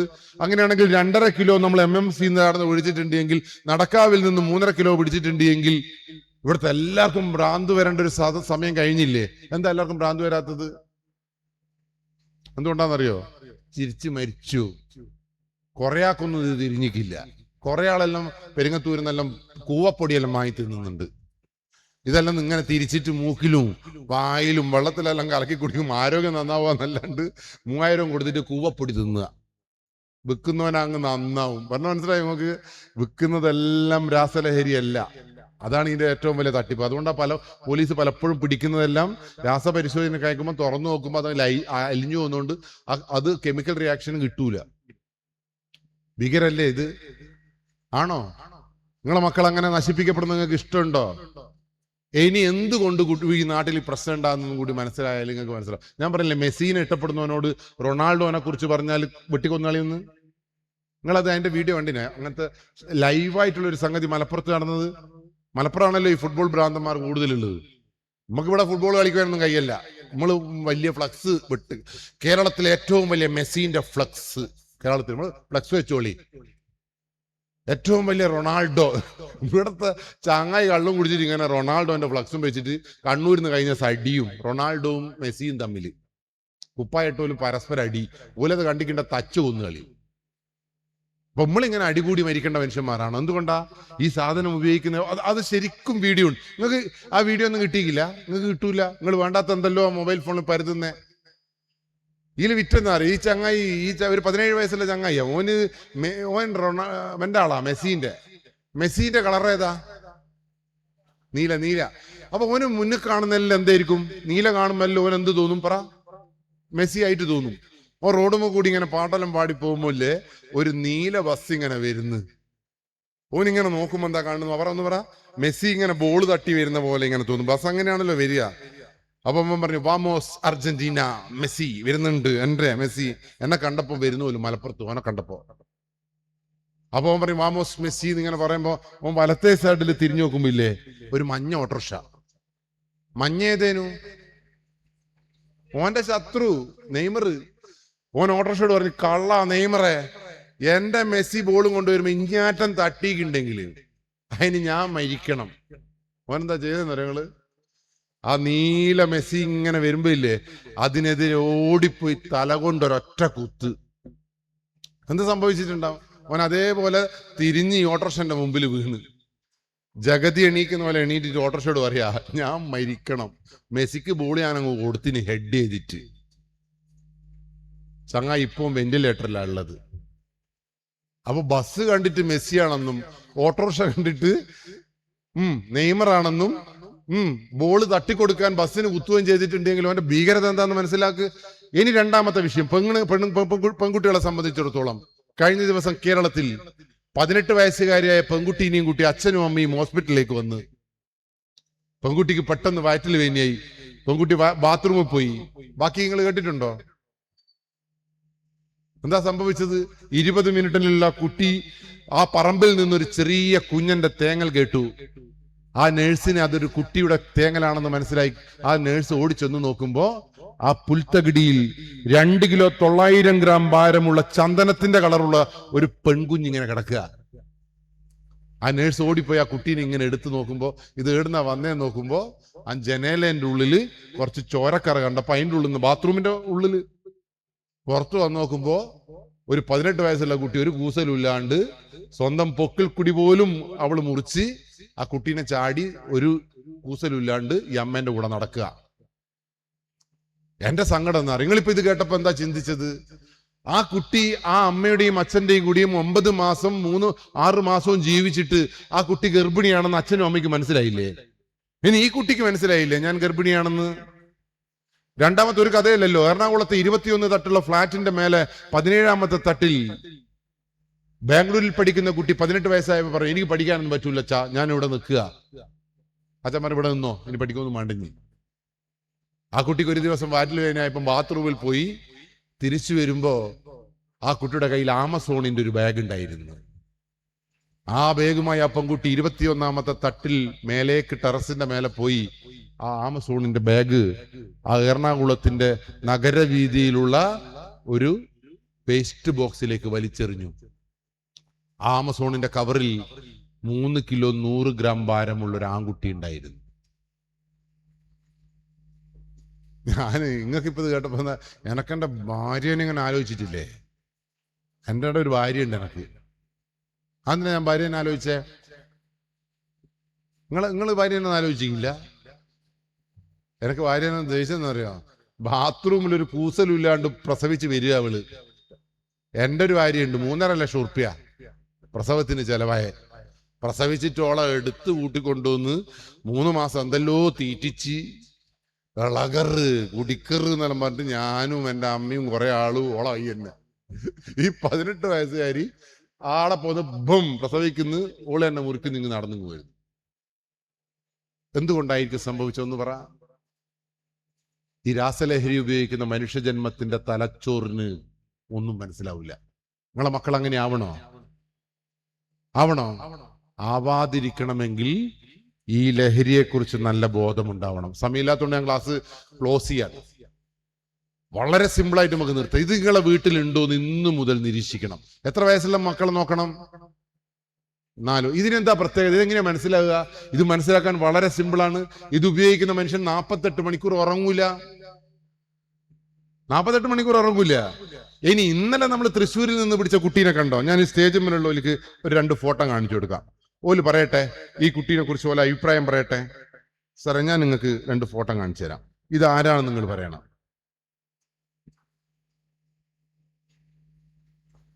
സാറേ, ഈ പെൺകുട്ടീനെ ഒന്ന് നോക്ക് സാർ. എങ്ങനെയുണ്ട്? കണ്ടിട്ട് ഒരു നല്ല ഒരു കുട്ടിയാണെന്ന് തോന്നുന്നില്ല നിങ്ങൾക്ക്? സാറേ, ഇതാ നോക്കോ, ഇതാണ് പെൺകുട്ടി. എന്തെങ്കിലും ഡൗട്ട് സാറിനുണ്ടാ? ഇത് MBBS പഠിക്കുന്ന ഒരു പെൺകുട്ടി, സുന്ദരി കുട്ടിയാട്ടോ. അവരുടെ കയ്യിൽ നിന്നാണ് കഴിഞ്ഞ ദിവസം 54 ഗ്രാം MDMA പിടിച്ചത്. ഒരു പ്രാവശ്യം പോലീസിന് കിട്ടി 2 ഗ്രാം. തൂഫാന്റെ ഭാഗമായിട്ട് നമ്മൾ ഓളെ റീഹാബിലിറ്റേഷൻ നടത്തുക എന്നുള്ളതാണല്ലോ നമ്മളെ ഉദ്ദേശം. വിട്ടു. പിറ്റേ ദിവസം നോക്കുമ്പോ 54 ഗ്രാം MDMA ഏടുന്ന് ഓളെ അണ്ടർവെയറിന്റെ ഉള്ളില്. ഡോക്ടറാ പോലും. രണ്ടാമത്തെ കുട്ടി ഇതാ രണ്ടാമത്തെ കുട്ടി അതിന്റെ അപ്പുറത്തുനിന്ന് PG ഫിസിയോതെറാപ്പി പഠിക്കുന്നു. ആ പെൺകുട്ടിയുടെ അടുത്ത് നിന്ന് നമുക്ക് കിട്ടിയത് 70 ഗ്രാം MDMA ആണ്. മടപ്പള്ളിയിൽ BSc നഴ്സിംഗ് പഠിക്കുന്ന കുട്ടിയുടെ കയ്യിൽ നിന്ന് നമുക്ക് 3 പ്രാവശ്യമായിട്ട് കിട്ടിയത് എത്ര ഗ്രാം MDMA ആണ്? വടകരയിൽ നിന്ന് തൃശ്ശൂരിലേക്ക് ബിടെക്കിന് പോകുന്ന 2 കുട്ടിയുടെ ബാഗിൽ നിന്ന് 16 കിലോ കഞ്ചാവല്ലേ കഴിഞ്ഞ ദിവസം പിടിച്ചത്? ഡോക്ടർമാരുടെ കയ്യിൽ നിന്ന്, എഞ്ചിനീയർമാരുടെ കയ്യിൽ നിന്ന്, ഇങ്ങനെ ഹയർ സ്റ്റഡി നടത്തുന്ന നമ്മളൊക്കെ പ്രതീക്ഷ നൽകി പോകുന്ന കുട്ടികളുടെ കയ്യിൽ നിന്ന് ഈ കുട്ടികൾ എങ്ങനെയാ കിട്ടുന്നത്? എങ്ങനെ ചിന്തിച്ചിട്ടുണ്ടോ? അതുകൊണ്ട് എനിക്ക് നിങ്ങളെല്ലാം ആരും വിശ്വാസമില്ല. എനിക്ക് എന്നെ തന്നെ വിശ്വാസമില്ല. എന്നെ പറ്റിക്കാൻ വേണ്ടി ഒരു മുട്ടായ്മയിൽ ഈ സാധനം തന്നാ പോരെ. അതുകൊണ്ട് ഞാനിപ്പോ മുട്ടായി ഒന്നും ഐസ്ക്രീം ഒന്നും നേടുന്നതില്ല. അതുകൊണ്ട് പ്രിയപ്പെട്ട രക്ഷകർത്താക്കളെ, പ്രത്യേകിച്ചും ഈ പെരിങ്ങത്തൂരിന്റെ പ്രശ്നം പ്രവാസികളാണ് 90%. വീട്ടിൽ ബാപ്പ ഉണ്ടാവില്ല. അതുകൊണ്ട് മുട്ടായി ആണോ കഞ്ചാവാണോ ഐസ്ക്രീമാണോ എവിടുന്നാ കിട്ടുന്നതെന്നൊന്നും നോക്കൂല. അതുകൊണ്ട് ദയവ് ചെയ്ത് നിങ്ങളെ മക്കളെ മറ്റുള്ളവരിൽ നിന്ന് മുട്ടായി വാങ്ങി തിന്നാതിരിക്കാൻ, ഐസ്ക്രീം തിന്നാതിരിക്കാൻ, ഒരു സാധനവും വാങ്ങി തിന്നാതിരിക്കാൻ നിങ്ങൾ ചെറുപ്പത്തിലെ പഠിപ്പിക്കണം. മദ്രസയിൽ നിന്ന് തുടങ്ങണം സാർ. അത് മദ്രസയിൽ നിന്ന് 4 വയസ്സ് മുതൽ പ്രതിരോധം സൃഷ്ടിക്കാൻ, വേണ്ട എന്ന് പറയാൻ, ഇതൊരു ആപത്താണെന്ന് മനസ്സിലാക്കാൻ പ്രാപ്തിയുള്ള കുട്ടികളായിട്ട് നമ്മളെ മക്കളെ മാറ്റിയിട്ടില്ല എങ്കിൽ ഭീകരല്ലേ. അതുകൊണ്ടാണല്ലോ തൂഫാൻ എന്ന് പറയുന്ന പരിപാടി കൊണ്ടുവന്നത്. പക്ഷെ നിങ്ങൾ ഇപ്പോഴും നിങ്ങളെ അഹങ്കാരം എന്താ അറിയോ? എന്റെ വീട്ടിൽ ഇതൊന്നും വരില്ല, ഞാൻ അത്രയും ഗംഭീര ആളാണ്. വിചാരിക്കണ്ട. നശിച്ചു പോയാൽ പിന്നീട് തിരിച്ചു കിട്ടില്ല. നിങ്ങൾക്ക് ഒരു മക്കളില്ല, അങ്ങനെ ഒരു ഭാര്യയില്ല സർ, അങ്ങനെ ഒരു ഭർത്താവില്ല, അങ്ങനെ ഒരു മകനില്ല. ഞാൻ കഴിഞ്ഞ ദിവസം കണ്ണൂർ ജില്ലയിലുള്ള ഒരു സ്ഥലത്ത് ഒരു കുടുംബ സംഗമത്തിൽ ക്ലാസ് എടുക്കാൻ പോയപ്പോ ആ സംഗമത്തിലുള്ള ആള് പറഞ്ഞു, നമുക്കൊരു വീട് വരെ പോകണം. ഞാൻ വിചാരിച്ചു ഉച്ചക്ക് ബിരിയാണി ആയിട്ട് ഉണ്ടാവുന്ന. ആ വീടിന്റെ അടുത്ത് എത്തുമ്പോൾ ബിരിയാണീന്റെ ഒരു ലക്ഷണമൊന്നും ഇല്ല. ഞാൻ ചോദിച്ചു ഏതൊരു വീടായിരുന്നു ചോദിച്ചപ്പോൾ അയാൾ പറഞ്ഞതെന്നറിയോ? 10ാം ക്ലാസ്സിൽ ഏറ്റവും മിടുമിടുക്കനായി A+ഓടുകൂടി വിജയിച്ച ഒരു കുട്ടിയുടെ വീടാണിത്. +2 1200-ൽ 10 മാർക്ക് മാത്രം കുറഞ്ഞ് ഗംഭീര വിജയം നേടിയ ഒരു കുട്ടിയുടെ വീടാണിത്. ഞാൻ ചോദിച്ചു അതിന് ഞാനിപ്പോ എന്തിനാ അവിടെ വന്നതെന്ന് ചോദിച്ചപ്പോ കണ്ണൂർ ജില്ലയിൽ ഏറ്റവും പ്രശസ്തമായ ഒരു രാഷ്ട്രീയ നേതാവിന്റെ വീടാണിത്. ഞാൻ ചോദിച്ചു ഇതെല്ലാം എന്നോട് എന്തിനാ പറയുന്നതെന്ന് ചോദിച്ചപ്പോ നിങ്ങളെ വിഷയവുമായി ബന്ധമുള്ളൊരു വീടാണിത്. ഞാൻ ചോദിച്ചു എന്താ ബന്ധം? +2 കഴിഞ്ഞ് ഇവൻ എന്ത് കോഴ്സ് ചേർക്കണം എന്ന് പറഞ്ഞപ്പോ ആ വീട്ടുകാർ ഇവനെ നല്ല വിദ്യാഭ്യാസത്തിന് വേണ്ടി ബാംഗ്ലൂരിലേക്ക് പറഞ്ഞയച്ചു. 6 മാസത്തിന് ശേഷം ആ ചെക്കൻ തിരിച്ച് വീട്ടിലേക്ക് വരുമ്പോ നാടിന്റെ പൊന്നോമന പുത്രൻ, വോളിബോൾ കളിക്കാരനൊക്കെ അവൻ, തിരിച്ചു വന്നപ്പോ അമ്മ അവന് ഇഷ്ടമുള്ള ഭക്ഷണവും പായസമൊക്കെ ഉണ്ടാക്കി അവനെ വേണ്ടി കാത്തിരിക്കുമ്പോ അവൻ വന്നിട്ട് നേരെ അടുക്കളയിലേക്ക് അങ്ങ് പോയിട്ട് എന്താ ചെയ്തതെന്ന് അറിയാമോ? കൊടുവാൾ എടുത്തു കൊണ്ടുവന്ന് ആ അമ്മയെ ആ അറിഞ്ഞ തറച്ചങ്ങ് കൊന്നു കഴിഞ്ഞു. പായസവും ചോറുമായി കാത്തിരുന്ന +2 വരെ അമ്മ എന്ന് പറയുന്ന ഏറ്റവും പ്രിയപ്പെട്ട അമ്മയായിട്ടുള്ള ചെക്കൻ 6 മാസം കൊണ്ട് ചെയ്ത വികൃതിയായിരുന്നു. അവൻ എന്ത് ചെയ്യുന്നു? അവന്റെ ഫ്രണ്ടിനെ വിളിച്ചിട്ട് പറഞ്ഞു, ഒരു ബൈക്ക് കൊടുത്ത് നീ വേഗം വാ. അന്തം മുട്ടോയെ ഈ ബൈക്ക് എടുത്ത് വന്നപ്പോ പറഞ്ഞു പോലീസ് സ്റ്റേഷനിലേക്ക് വിട്ടു, ഒന്ന് പോയിട്ട് വേഗം വരാം. പോലീസുകാരോട് പോയി പറഞ്ഞെന്നറിയോ? പോലീസേ, ഞാനൊരു ചെറിയ കൊലപാതകം ചെയ്തിരിക്കുന്നു. ആരെയാണ് കൊന്നതെന്ന് വെച്ചപ്പോ പറഞ്ഞെന്നറിയോ? എന്റെ അമ്മയെ. പോലീസ് അമ്മയെ കൊന്നത് കൊണ്ട് മാത്രം തീർന്നില്ല. ഞാൻ ഒരാളെ കൊല്ലാൻ വേണ്ടി ശ്രമിച്ചിരുന്നു, പണ്ടാരക്കാലിനെ കിട്ടിയില്ല, അതെന്റെ അച്ഛനാണ്. 6 മാസം കൊണ്ട് അച്ഛനെ കൊല്ലാൻ മാത്രം, അമ്മയെ കൊല്ലാൻ മാത്രം അവരെന്താ അവനോട് തെറ്റ് ചെയ്തത്? അതുകൊണ്ട് നിങ്ങളെ മക്കൾ 10ാം ക്ലാസ്സിൽ A+ കിട്ടി എന്ന് പറഞ്ഞുകൊണ്ടോ +2-ന് 1200 കിട്ടിയുണ്ടോ എന്ന് വിശ്വസിക്കുന്ന, അല്ലെങ്കിൽ അവർ നല്ല കുട്ടിയാണെന്ന് വിശ്വസിക്കുന്ന ഒരാളല്ല. തിരിച്ചറിവുള്ള കുട്ടി, നോ പറയേണ്ടടുത്ത് നോ പറയാൻ കഴിയുന്ന കുട്ടി, നട്ടെല്ല് നിവർത്തി ജീവിക്കാൻ കഴിയുന്ന കുട്ടിയായി നമുക്ക് നമ്മുടെ കുട്ടിയെ മാറ്റണം. അതിന്റെ തുടക്കത്തിൽ വിദ്യാഭ്യാസ പ്രക്രിയയിൽ 5 വയസ്സ് മുതൽ നമ്മളെ മക്കളെ തലച്ചോറിലേക്ക് ഈ ഭീകര ജീവിയെ പരിചയപ്പെടുത്തണം. ആ കുട്ടിയെ നമുക്ക് പരിചയപ്പെടുത്താം. വളരെ കുട്ടി നല്ല കുട്ടി കേട്ടോ. നിങ്ങളെ കുട്ടി പറഞ്ഞാൽ കേൾക്കുന്നില്ല എന്ന് നിങ്ങൾ പറഞ്ഞിട്ട് നിങ്ങളെ പിടിപ്പ് കേടാത്. അതുകൊണ്ട് ഐറ്റികളോട് 5 വയസ്സ് വരെ ഫ്രണ്ടായിട്ട് ജീവിക്കുക, നിങ്ങൾ കളിക്കുക, വൈബ് ഉണ്ടാക്കുക. ഐറ്റിയൊക്കെ നിങ്ങളെടുത്ത് വരുമെന്ന് തോന്നണം. യെസ്, വീട്ടിൽ ഉമ്മമാർ കുട്ടീനോട് കുണുകുണു പറയരുത്. പഠിക്കുമ്പോൾ അടുത്ത് പോയിരിക്കുക, പഠിക്കുക, ഐറ്റലോട് കളിക്കുക. നോ പറയേണ്ട സംഗതികൾ നോ പറയുക. ശരീരത്തെക്കുറിച്ച്, മര്യാദയെക്കുറിച്ച്, അഭിമാനത്തെക്കുറിച്ച്, സെക്സിനെ കുറിച്ച്, പ്രണയത്തെക്കുറിച്ച് അവരുടെ പക്ഷത്ത് നിന്ന് സംസാരിക്കുക. 13 to 19 ടീനേജേഴ്സ്, കൗമാരപ്രായക്കാർ, അവരെ നിയന്ത്രിക്കപ്പെടേണ്ടുന്ന, ശിക്ഷിക്കപ്പെടേണ്ടുന്ന, ശാസിക്കപ്പെടേണ്ടുന്ന പ്രായം. അവർക്കനുസരിച്ച് വിടാനുള്ളതല്ല ഉമ്മ എന്ന് പറയുന്ന പോസ്റ്റും ഉപ്പ എന്ന് പറയുന്ന പോസ്റ്റും. ഇനി നിങ്ങളെ വീട്ടിൽ ഇത് ഇന്നു മുതൽ ഉണ്ടോ നോക്കണമെങ്കിൽ ഇത് ഉപയോഗിച്ചാൽ 48 മണിക്കൂർ ഉറങ്ങാൻ പറ്റൂല. അത് നിങ്ങൾക്ക് നോക്കാമല്ലോ. ഡോക്ടറോട് ചോദിച്ചു നിങ്ങൾ എന്തിനാ ഉപയോഗിക്കുന്നതെന്ന് ചോദിച്ചപ്പോൾ ഡോക്ടർ പറഞ്ഞു രാവിലെ ഞാൻ രോഗീനെ പരിശോധിക്കും, രാത്രി ഉറങ്ങാണ്ടിരിക്കുമ്പോൾ ഞാൻ ആശുപത്രിയിൽ സർജറി ചെയ്യും. രാത്രി ഓടുന്ന ബസ്സിലെ ഡ്രൈവറോട് ഇഞ്ഞെന്തിനാ ഉപയോഗിക്കുന്നതെന്ന് ചോദിക്കുമ്പോൾ രാത്രി ഉറങ്ങാണ്ടിരിക്കാൻ വേണ്ടി എനിക്ക് നല്ല സാധനമാണ്. ഞാനും ഭാര്യയും ബാംഗ്ലൂർ പോയപ്പോ ഇപ്പോ 2 ആഴ്ചയൊക്കെ ഉള്ളൂ.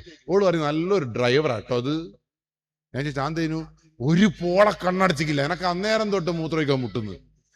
കാരണം അന്താൻ വിട്ടോന് എന്തായാലും മനുഷ്യനായ കണ്ണടച്ചൂല, 1 മണിക്കൂറെങ്കിലും ഉറങ്ങണ്ടേ.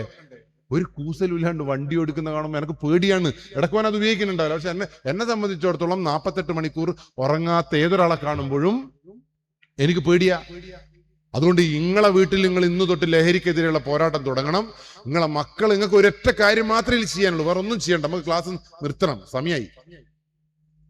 ഇത് പറയാതെ നിർത്താൻ പറ്റില്ലാത്തതുകൊണ്ടാണ് ഞാൻ പിന്നെ ഈ വാക്ക് കൂടി പറയുന്നത്. നിങ്ങളെ വീട്ടിൽ ഇന്നു മുതൽ നിങ്ങൾക്ക് ചെയ്യാൻ കഴിയുന്നത് ലഹരിക്കെതിരെ, മൊബൈൽ ഫോണിനെതിരെ, പ്രണയത്തിനെതിരെ നിങ്ങൾ പോരാട്ടം നടത്താൻ ഉദ്ദേശിക്കുന്നുണ്ട് എങ്കിൽ നിങ്ങളെ മക്കൾ രാത്രി ഉറങ്ങുന്നുണ്ട് നിങ്ങൾ ഉറപ്പിക്കണം. മനുഷ്യൻ രാത്രി ഉറങ്ങണം, രാത്രി ഉറങ്ങണം. രാവിലെയാണോ രാത്രിയാണോ ഉറങ്ങേണ്ടത്? മനുഷ്യന്മാർ വേഗം പറ, ഒന്ന് വേഗം പറ. അത് ശരി, രാത്രി നിങ്ങൾക്ക് എല്ലാം അറിയുകയും ചെയ്യാം. എത്ര മണിക്കൂർ ഉറങ്ങണം ഒരു മനുഷ്യൻ? പിന്നെന്തിനാ ക്ലാസ്? ഇന്ന് തൊട്ട് നിങ്ങളെ വീട്ടിൽ മക്കൾ രാത്രി 8 മണിക്കൂർ ഉറങ്ങണമെങ്കിൽ രാത്രി 10 മണിക്ക് ഉറങ്ങണം, 6 മണിക്ക് എണീക്കണം. ഞായറാഴ്ച അങ്ങനെ തന്നെ, വെള്ളിയാഴ്ച അങ്ങനെ തന്നെ, ചൊവ്വാഴ്ച അങ്ങനെ തന്നെ. അതുകൊണ്ടാണ് മുസ്ലിം മതഗ്രന്ഥത്തിൽ വളരെ കൃത്യമായി 5 നിസ്കാരം എന്തിനാ? കൃത്യമായി മക്കളെ നിരീക്ഷിക്കാൻ, മഹലിന് നിരീക്ഷിക്കാൻ ഈ നിസ്കാരം കൊണ്ട് പറ്റും. ശരിയാണോ തെറ്റാണോ? സുബഹ് നിസ്കാരം 5 മണി അല്ലേ, ഉച്ചക്ക് നിസ്കാരം, വൈകിട്ട് നിസ്കാരം. കറക്റ്റ് നോക്കങ്ങള്. ഒരു ലഹരി ഉപയോഗിക്കുന്നതിന് പള്ളിയിൽ പോയിട്ട് എവിടെ പോയിട്ട് നിസ്കരിക്കാൻ പറ്റൂല. ഈ രാസലഹരിക്ക് രാവിലത്തെ സുബഹ് നിസ്കാരം ഉണ്ടാവില്ല. അതുകൊണ്ട് ഇന്ന് മുതൽ നിങ്ങൾ ആകെ ചെയ്യേണ്ട ഒരു കാര്യം, നിങ്ങളെ മക്കൾ രാത്രി 10 മണിക്ക് ഉറങ്ങുന്നുണ്ട് എന്ന് ഉറപ്പുവരുത്തുക. പറ്റുമോ നിങ്ങൾക്ക്? നിങ്ങൾ എന്റെ കൂടെ ഉണ്ടോ? എത്ര ആൾക്ക് ചങ്കൂറ്റുണ്ട് മക്കൾ 10 മണി? അപ്പൊ മക്കൾ അതിലും വളഞ്ഞേറ്റുകളാ. ഓലും അറിയാം എനിക്ക് പഠിക്കണ്ടുമ്മ, ഇതെത്ര പഠിക്കാനുണ്ടുമ്മ എന്ന് പറയുമ്പോൾ നിങ്ങൾ പറയാം ഇപ്പം പണ്ടാരമേ ഉറങ്ങുക, പുലച്ച 4 മണിക്ക് എണീറ്റ് പഠിക്കുക. രാസലഹരി എണീക്കൂല്ല, പഠിക്കൂല്ല. അതുകൊണ്ട് ഞാൻ എൻ്റെ വീട്ടിൽ പിന്നെ രണ്ടാമത്തെ പ്രത്യേകത ചുണ്ട് ഡ്രൈ ആവും. ഇതാണ് ഇതിന്റെ ഒരു ലക്ഷണം. രണ്ടാമത്തത് കണ്ണുള്ളിലേക്ക് പോകും, കവിളുള്ളിലേക്ക് പോകും. പെട്ടെന്ന് മനുഷ്യന്റെ ഷേപ്പിലല്ല ഒരു മാറ്റം വരും. മുടീന്റെ കോലം മാറുക, ട്രൗസർ താഴോട്ടേക്ക് പോവുക, കയറും ചരടും എല്ലാം ആടിയും പിടിയും വരുമോ, ഒരു മൂക്കുമല്ലേ മൂക്കുത്തി. പെൺകുട്ടികളെല്ലാം കാണലുണ്ട് ഞാൻ. ഈ പെട്ടെന്നുള്ള മാറ്റം ചർച്ച ചെയ്യപ്പെടണം. പിന്നെ കീറിപ്പറിച്ച പെയിന്റ്, ഞാൻ നോക്കുമ്പോൾ കോഴിക്കോടെല്ലാം ഫുൾ കീറിപ്പറിച്ചേ. ഞാൻ വിചാരിച്ചു ഭാര്യ ഇവിടെ എല്ലാം ഇത് ആക്സിഡന്റ് ആയിട്ട് വരുന്ന. അപ്പൊ ഭാര്യ പറഞ്ഞത് അങ്ങനെയല്ല, ഇത് ഫാഷൻ ആവുമല്ലോ കീറിപ്പറിച്ചേ. ഞാൻ പറഞ്ഞ എന്റെ കുടുക്കുകൂട്ടിയ 3 പെയിന്റ് ഉണ്ട്. ഞാൻ പറഞ്ഞ അതെല്ലാം എടുത്തോളി, ഇക്കാലത്ത് എന്തുവിടാലോ. നോക്കുമ്പോ രാസലഹരിന്റെ ചങ്ങായിനെ പിടിച്ചപ്പോ പറഞ്ഞതെന്ന് ഇതൊരു സിഗ്നലാണ്. തൂഫാൻ വാരിയേഴ്സ് എല്ലായിടത്തും ഉണ്ടാകുമ്പോ ഇത് ഉപയോഗിക്കുന്ന ചങ്ങായിനെ പിടിക്കാൻ വേണ്ടി ബുധനാഴ്ച മുട്ടിന് കീറുള്ള പെയിന്റ് ഇടും പോലും, ചൊവ്വാഴ്ച ചന്തിക്ക് കീറുള്ള, മറ്റേത് എന്തെല്ലോ ഒരു കോല. അപ്പൊ ഇത് കണ്ടിട്ട് ഇമ്മളെ മക്കളും പോകുമ്പോ ഐറ്റിയൊക്കെ കൊടുക്കും ഈ സാധനം. അപകടം മനസ്സിലായോ? വളരെ സിമ്പിളാ ലോജിക്ക്. അതിൽ ഇമ്മളെ മക്കളും പെട്ടുപോകുന്നുണ്ട്. അതുകൊണ്ട് ഇന്ന് തൊട്ടിട്ട് നിങ്ങളെ മക്കള് ചുണ്ട് ഡ്രൈ ആവുന്ന, ഇറങ്ങിപ്പോകുന്നത്. പിന്നെ ഏറ്റവും പ്രധാനപ്പെട്ട പ്രത്യേകത 48 മണിക്കൂർ ഉറങ്ങൂല, ഭക്ഷണം കഴിക്കൂല, ഐസും വെള്ളം ഐറ്റുകൾ കുടിക്കും. ഐസ് കട്ട ഇങ്ങനെ കുടുകുടുന്ന് പറഞ്ഞ് കുടിക്കും, ഇടക്കിടക്ക് കുടിക്കും. ഇനി നിങ്ങൾ പറ, ഈ നാട്ടിൽ ആരും ഇല്ല അങ്ങനെ? ആരുമില്ല. ഞാൻ കുറച്ച് ദിവസമായി ഇപ്പം എൻ്റെ വണ്ടിയിലൂടെ പോക്കുണ്ട് കേട്ടോ. രാത്രി 10 മണിക്ക് നൈറ്റ് ഡ്യൂട്ടിക്ക് ഞാൻ ഇതിലൂടെ പോകുമ്പോൾ ഈ 2 മണിക്കെല്ലാം നാദാപുരത്തും ഇവിടെ എല്ലാം കാണുമ്പോൾ ചിരിച്ചിരിച്ച് മരിക്കുക. 2 മണിക്ക് കുയ്മന്തി തിന്നുക, 2:30 മണിക്ക് നമ്മള് ഐസും കട്ട പോലത്തെ കട്ട പൊടിച്ചിട്ടുള്ള ഒരു ജ്യൂസ് ഇല്ലേ, അതിന്റെ പേരെന്താടോ? ഷേക്ക്. ഞാനിത് കണ്ടപ്പോ ഒരാളോട് ചോദിച്ചു, എല്ലാ ചങ്ങായി നിങ്ങളെവിടെ രാത്രി നടക്കുന്നു പറയുമ്പോ ആ ചങ്ങായി പറയും ഇത് ഗൾഫ് വൈബാന്ന്. ഞാൻ പറഞ്ഞു ഗൾഫിൽ നിങ്ങൾ അങ്ങനെ നടന്നോളൂ, ഇവിടെ നിങ്ങൾ ഇങ്ങനെ നടന്നിട്ട് ഈ മനുഷ്യ കുട്ടികളെ നശിപ്പിക്കണോ? മനുഷ്യന്മാർ 10 മണിക്ക് ഉറങ്ങണ്ടേ? അങ്ങനെ ഞാൻ കഴിഞ്ഞ ദിവസം 11:30 മണിക്ക് ഒരു 10ാം ക്ലാസ്സിലെ ചെക്കൻ അവിടെ കണ്ടപ്പോൾ ഞാൻ വിചാരിച്ചെന്നാൽ ഞാനൊരു ഹീറോ, അവൻ്റെ ഉമ്മേനെ വിളിച്ചാൽ റെഡിയാവും എന്ന് വെച്ചിട്ട് ഞാൻ എൻ്റെ ഉമ്മേനെ നമ്പർ എടുക്കടാ, എന്നോട് പറഞ്ഞിട്ട് കാര്യമില്ല. അപ്പോൾ വേഗം തന്നു കേട്ടാ ഫോണ്. ഞാൻ പറഞ്ഞു ഉമ്മ, നിങ്ങളെ മോൻ രാത്രിയെല്ലാം എന്തോ ഒരു കറങ്ങിക്കളി, ഇവിടെ നിന്ന് എന്തോ ഒരു തണുത്ത വെള്ളം കുടിക്കുന്നു ചോദിച്ചപ്പോൾ ഉമ്മ പറഞ്ഞതെന്ന് അറിയാം എന്നോട്, ഓ ഇന്ന് നേരത്തെയാ പോലീസേ, ഓൻ 2:30ക്കല്ല ഇറങ്ങുക. ഞാൻ പിന്നെ എന്നെ തന്നെ കൊല്ലണോ, ജ്യൂസുകാരനെ കൊല്ലണോ, ആരെയാ കൊല്ലേണ്ടത് ഞാൻ?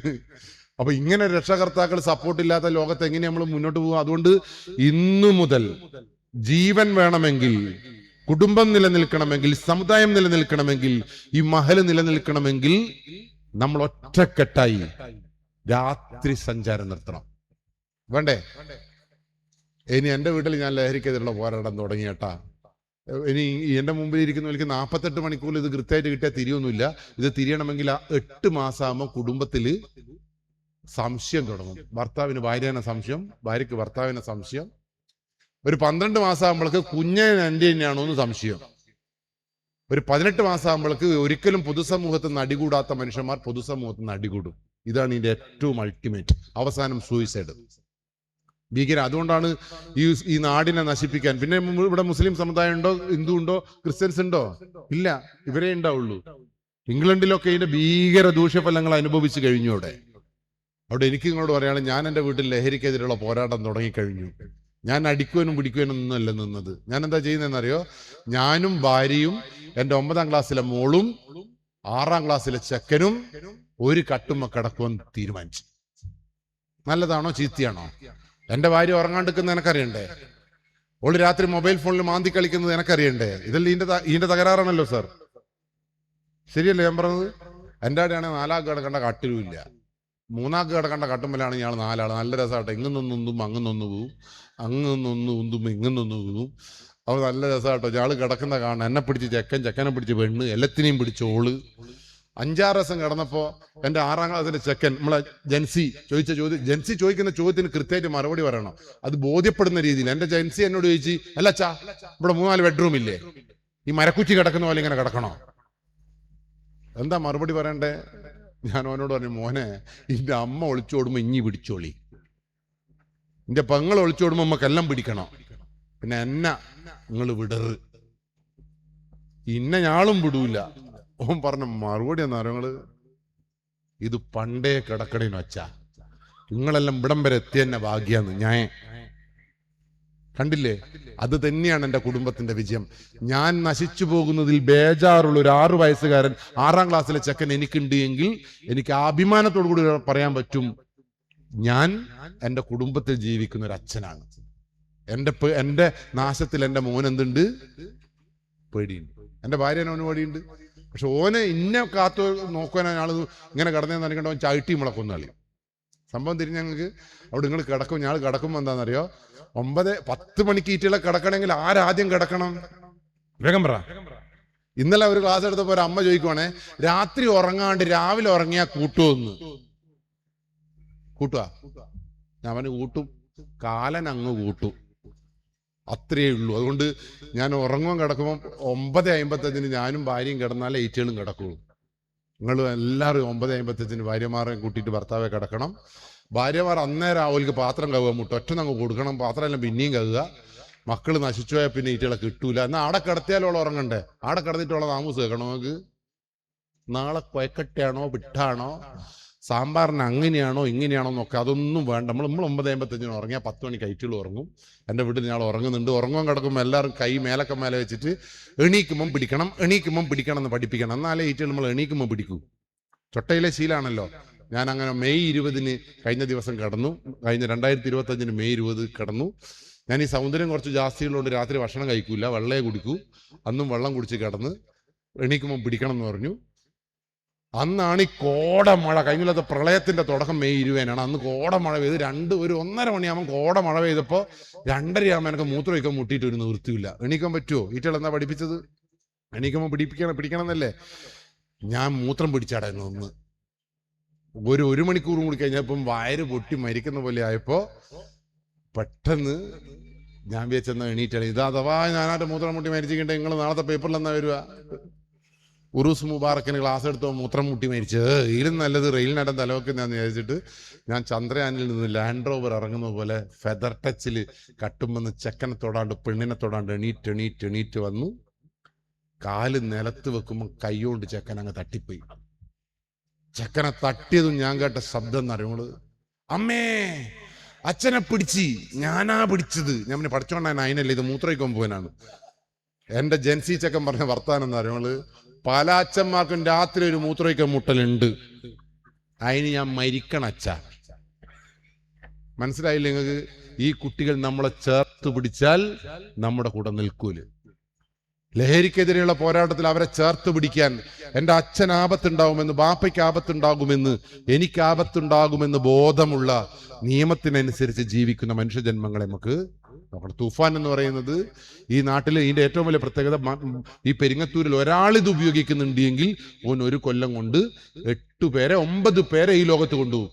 ബാപ്പ ഉപയോഗിക്കുന്നില്ല, ഉമ്മ ഉപയോഗിക്കുന്നില്ല എന്നൊന്നും പറഞ്ഞിട്ട് കാര്യമില്ല. അവിടെ ദയവ് ചെയ്തിട്ട് നിങ്ങൾ രാഷ്ട്രീയ മത ചിന്തകൾക്ക് അപ്പുറത്തേക്ക് ഈ സാധനം ഉപയോഗിക്കുന്ന ആരെങ്കിലും നിങ്ങൾക്കറിയാമെങ്കിൽ അവരെ നമുക്കിവിടെ, അവരെ കൊല്ലണമെന്നൊന്നും നമുക്ക് ആഗ്രഹമില്ല, അവരെ തിരുത്തണം. നിങ്ങൾ ഞങ്ങളുടെ കൂടെ ഉണ്ട്. ഞങ്ങളെ കാണുമ്പോൾ ഒരു ഓടിക്കളി, ഒരു ഗ്രാമല്ലേ ഇത് വേണ്ടുള്ളൂ. അതുകൊണ്ട് നമ്മൾ എന്ത് ചെയ്യണം എന്നറിയോ? ഒറ്റക്കെട്ടായി നിൽക്കണം. നിങ്ങൾക്ക് ഏതെങ്കിലും ഒരു സൂചന അങ്ങനെ കിട്ടിയാൽ നിങ്ങൾ ഓലോട് യുദ്ധം ചെയ്യാൻ പോകരുത്. ഓല് നമ്മളെ കൊല്ലും, ഭീകരമാണ് ലഹരി മാഫിയ. നമ്മളൊന്നും ചെയ്യരുത്. തൂഫാൻ എന്ന് പറയുന്നത് ഒരു വാട്സപ്പ് നമ്പറാണ്. 99 95 96 666 എന്നതാണ് നമ്പർ. ജീവൻ മരണ പോരാട്ട നമ്പറാണ്. എല്ലാവരും ഓർമ്മിച്ചു വെച്ചോ. 99 95 96 666. നിങ്ങൾ ചെയ്യേണ്ടത് ഇത്ര മാത്രം: ഈ സാധനം വിൽക്കുന്ന ആളുകളുടെ ഫോട്ടോ എടുത്തിട്ട് ആ സാധനത്തോട് കൂടി കിട്ടിയാൽ നമ്മൾ വളരെ ഉപകാരമായി. അത് എടുത്തിട്ട് ഇതിലേക്ക് അയക്കുക. ലൊക്കേഷൻ കൂടി അയക്കുവാൻ പറ്റുവാണെങ്കിൽ അയക്കുക.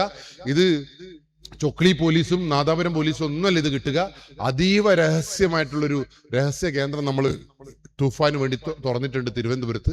അവിടെയാണ് കിട്ടുക. നിങ്ങൾ വിളിച്ച നമ്പറൊന്നും ഒലിക്ക് കിട്ടൂല. നിങ്ങൾക്ക് സുരക്ഷിതമായി ഞങ്ങളെ വിശ്വസിക്കാം. അതുകൊണ്ടാണ് ഇങ്ങനെ ഒരു രഹസ്യ കേന്ദ്രം തുടങ്ങിയത്. അവിടെയുള്ള ആ നമ്പറിൽ നിന്ന്, രഹസ്യ കേന്ദ്രത്തിൽ നിന്ന് ക്രിട്ടിസൈസ് ചെയ്ത് ഇത് വേണ്ട സ്ഥലത്തേക്ക് കൊടുത്ത് കൃത്യമായി ആ ചങ്ങാതിയെ പിടിച്ചു കൂട്ടിക്കൊണ്ടുപോകും.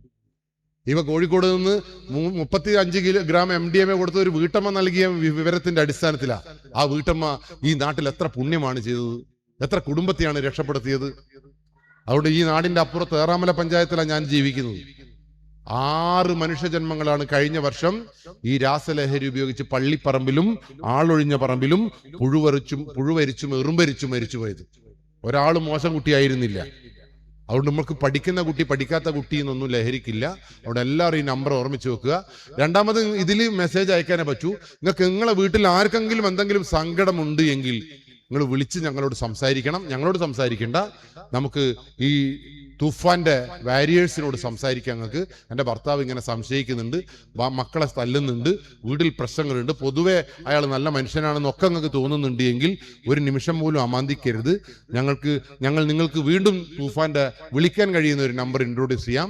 94 97 97 97 94 94 97 97 97 94 നിങ്ങൾക്ക് കൃത്യമായി വിളിക്കാം. നിങ്ങളെ പ്രശ്നങ്ങൾ പറയാം. നമ്മുടെ കുടുംബത്തിനെ, ഈ പെരിങ്ങത്തൂരിന്റെ മണ്ണിനെ ഈ ലഹരിയിൽ നിന്ന് തൂഫാനാക്കി, കൊടുങ്കാറ്റാക്കി നമുക്ക് പറപ്പിക്കാൻ നിങ്ങൾ ഞങ്ങളോടൊപ്പം നിന്നിട്ടില്ല എങ്കിൽ, കണ്ടിട്ടും നിങ്ങൾ മിണ്ടാതിരുന്നാൽ ഈ നാട് നശിച്ചു പോകും. നിങ്ങളുടെ വീട്ടകങ്ങളിലേക്ക് ഏതാനും സമയങ്ങൾക്കുള്ളിൽ ഈ സാധനം കടന്നു വരുമെന്നുള്ള നല്ല ബോധമുള്ള ഒരു മനുഷ്യജന്മമായി നിങ്ങൾക്ക് മാറാൻ കഴിയട്ടെ. ഞാൻ ക്ലാസ് എടുത്തുകൊണ്ട് നിങ്ങൾ നന്നാവൊന്നുമില്ല. നിങ്ങൾക്ക് ഇപ്പം തൂഫാനും കണക്കാകും. ഞാൻ പറഞ്ഞാലും കള്ളത്തിലാണെന്നാണ് നിങ്ങൾ വിചാരിക്കുന്നത്. ഞാൻ ക്ലാസ് എടുത്ത് നിങ്ങളെ നന്നാക്കാനൊന്നുമല്ല. നിങ്ങൾ തെറ്റ് ചെയ്താൽ എന്തായാലും ജയിലിൽ വരും. ജയിലിൽ വരൂലേ? ജയിലിൽ വന്നാൽ നമ്മൾ കാണുമോ ഇല്ലയോ? തീർച്ചയായും കാണും. എല്ലാ ജയിലിലും 3-ാമത്തെ ഞായറാഴ്ച എൻ്റെ ബോധവൽക്കരണ ക്ലാസ് ഉണ്ട്. നിങ്ങളെല്ലാം അവിടെ ഉണ്ടാവണമെന്നാണ് എൻ്റെ ഒരു ആഗ്രഹം. അതിന് വേണ്ടിയിട്ടാണ് ഈ ക്ലാസ് എടുത്തത്. അപ്പോൾ നിങ്ങൾ അവിടെ വെച്ച് കാണാം, നമുക്ക് ജയിലിൽ വെച്ച് കാണാം. ഞാൻ പറഞ്ഞ 2 നമ്പർ ഓർമ്മ ഉണ്ടോ? ആ 2 നമ്പറും ജീവൻ മരണ പോരാട്ട നമ്പറായിട്ട് നിങ്ങൾക്ക് ഓർമ്മിച്ച് വെക്കണം. ഇനി നിങ്ങൾക്ക് പോലീസിനെ വിളിക്കാൻ, ഏത് സമയത്ത് നിങ്ങൾക്ക് പോലീസിനെ വിളിക്കാൻ, ഈ നമ്പറൊക്കെ മറന്നുപോയാലും നിങ്ങൾ ടെൻഷൻ അടിക്കരുത്. പോലീസിനെ വിളിക്കാനുള്ള നമ്പർ 112 112. ഓക്കെ, നിങ്ങൾ അതിന് റേഞ്ചും വേണ്ട, നെറ്റും വേണ്ട, ഒന്നും വേണ്ട, വിളിച്ച് കിട്ടിയാൽ മതി. 30 മിനിറ്റ് കൊണ്ട് പോലീസ് പറഞ്ഞെത്തും. അടിയന്തര പ്രാധാന്യമുള്ള ഏത് വിഷയത്തിനും നിങ്ങൾ വിളിച്ചോ, പോലീസ് പറഞ്ഞെത്തും. അതിൽ ഭർത്താവ് തോണ്ടി, അമ്മായിയമ്മ മാന്തി, അതിർത്തി തോണ്ടി എന്നൊന്നും പറഞ്ഞ് വിളിക്കരുത്. വിളിച്ചാലും പോലീസ് വരും. പക്ഷെ പോലീസ് വന്നാൽ നിങ്ങൾ അങ്ങ് കൂട്ടും. ഓക്കെ? ഇനി നിങ്ങൾക്ക് എന്ത് പ്രശ്നം ഉണ്ടെങ്കിൽ 1090 ക്രൈം സ്റ്റോപ്പറിലേക്ക് വിളിക്കാം. അതിൽ എന്ത് പ്രശ്നങ്ങളും സംസാരിക്കാം. ഇനി പോലീസ് സ്റ്റേഷനിലേക്ക് നേരിട്ട് പോകാം, ഇമെയിൽ നൽകാം. ഏത് ഓഫീസറെ നിങ്ങൾക്ക് നേരിട്ട് സംസാരിക്കാനുള്ള സംവിധാനം കേരളത്തിലുണ്ട്. ഒരു കുടുംബവും നശിക്കാതിരിക്കാൻ നട്ടൽ എന്ന് പറഞ്ഞ ഒരു സമുദായം, ഒരു നാട്, ഒരു കുടുംബം ഈ നാട്ടിൽ ഉണ്ടാവണം. ഓക്കെ? അതുകൊണ്ട് നമുക്ക് ഇങ്ങനെ ഒരു ഉറൂസിന്, ഇങ്ങനെ ഒരു വേദിയിൽ നമുക്ക് ഇങ്ങനെ ഒരു ലഹരിയെക്കുറിച്ച് സംസാരിക്കാൻ അവസരം ഉണ്ടാക്കിയ ഇതിന്റെ സംഘാടകർക്ക്, എൻ്റെ പ്രിയപ്പെട്ട മാഷാണ് എന്നെ ഈ പരിപാടിയിലേക്ക് വിളിച്ചത്. എന്നോട് നിങ്ങൾക്ക് ദേഷ്യമൊന്നും തോന്നുന്നത് എല്ലാത്തിനും കാരണം മാഷാണ്. എന്തെങ്കിലും ഉണ്ടെങ്കിൽ മാഷക്കാ കൊടുക്കേണ്ടത്. മനസ്സിലായില്ലേ? അതുകൊണ്ട് നിങ്ങളൊന്നും ഇന്നു മുതൽ പേടിക്കരുത്, ബേജാറൊന്നും ആവരുത്. അമിത ആത്മവിശ്വാസവും പറ്റൂല. നിങ്ങൾ ഞങ്ങളോട് ഉണ്ടോ? തൂഫാനായിട്ടുണ്ടോ? തൂഫാൻ വാരിയറായിട്ടുണ്ടോ? ഇനി നിങ്ങളെ വീട്ടിൽ ഇത് ഉണ്ടോ എന്ന് നോക്കാൻ വളരെ സിമ്പിളായിട്ടുള്ള ഒരു സംഗതി കൂടി പറയും. മതം കൃത്യമായി ഖുറാനിൽ വളരെ വ്യക്തമായി പറഞ്ഞിട്ടുണ്ട്. ലോകത്ത് മനുഷ്യന് മറ്റൊരാൾക്ക് നൽകാൻ കഴിയുന്ന ഏറ്റവും മഹത്തായ ദാനം പുഞ്ചിരിയാണ്. നിങ്ങൾക്ക് പറ്റുവാണെങ്കിൽ നിങ്ങളെ വീട്ടിലെ സകല മനുഷ്യർക്കും പെരാന്തുണ്ടോ നോക്കുക. ചിരിക്കാൻ കഴിയാത്ത എല്ലാ മനുഷ്യന്മാർക്കും ഏതോ ഒരു പെരാന്തുണ്ട്. അത് പ്രണയമാവാം, മൊബൈൽ ഫോൺ ആവാം, കള്ളാവാം, കഞ്ചാവാം, രാസലഹരിയാവാം. അതുകൊണ്ട് ഇന്ന് തൊട്ടിട്ട് എല്ലാവരും കണ്ണിലേക്ക് നോക്കി എല്ലാവരെ കാണുമ്പോൾ ചിരിക്കുക. ഭർത്താവിനെ കാണുമ്പോൾ ആഹാ, ഉസ്താദിനെ കാണുമ്പോൾ ആഹാ, അങ്ങനെ അസ്സലാമു അലൈക്കും, അങ്ങനെ അതിന് ആ വിഷൊക്കെ തന്നതാ. എല്ലാവരും നട്ടലൊന്ന് നിവർത്തിയിരിക്കും. Yes, wonderful. നിങ്ങൾക്ക് നട്ടലെല്ലാം ഉണ്ട് കേട്ടാ. എല്ലാവരും എൻ്റെ കണ്ണിലേക്ക് ഒന്ന് നോക്ക്, പൊട്ടിച്ചിരിക്ക്. പെരാന്തിന് കേട്ടോ. നിങ്ങൾക്ക് ചിരിക്കാൻ കഴിയുന്നില്ല എങ്കിൽ നിങ്ങൾക്ക് മൂത്ത പെരാന്ത്. ഒരു കാര്യം ഞാൻ പറയാം, എനിക്ക് പെരിങ്ങത്തൂർ മണ്ണിലൊക്കെ ഞാൻ ഇനിയും നിങ്ങളെ കാണും. എന്നെ നോക്കി ചിരിച്ചിക്കില്ല എങ്കിൽ ഈർക്കിനെടുത്ത് ഞാൻ കണ്ണു കുത്തും. കാരണം എന്താ അറിയോ? ചിരിക്കാത്തൊരു മനുഷ്യനും എനിക്ക് വിശ്വാസമില്ല. അതേപോലെ നിങ്ങളുടെ മക്കൾ നിങ്ങളെ നോക്കി ചിരിക്കുന്നില്ല എങ്കിൽ, ക്ലാസ് റൂമിൽ തലതാഴ്ത്തിയിരിക്കുന്നുണ്ട് എങ്കിൽ, ബെഡ്റൂമിൽ അടച്ചിട്ടിരിക്കുന്നുണ്ട് എങ്കിൽ പേടിയുള്ള രക്ഷാകർത്താവായി മാറുക. എല്ലാവരും തലയുയർത്തി പിടിച്ച് ഈ നാടിനെ ബഹുമാനിക്കുന്ന, നിയമത്തെ അനുസരിക്കുന്ന മനുഷ്യജന്മങ്ങളായി മാറട്ടെ എന്ന് ആത്മാർത്ഥമായി പ്രാർത്ഥിച്ചുകൊണ്ട് ഈ ഉറൂസ് മുബാറക്കിന് എല്ലാവിധ ആശംസകളും നേർന്നുകൊണ്ട് നിർത്തുന്നു. ശുഭരാത്രി.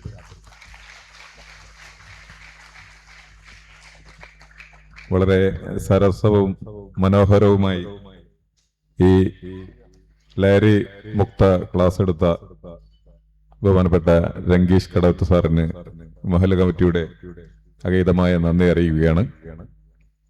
അടുത്തതായി വിദ്യാർത്ഥികൾക്കുള്ള ഉപഹാര സമർപ്പണമാണ് നടക്കുന്നത്.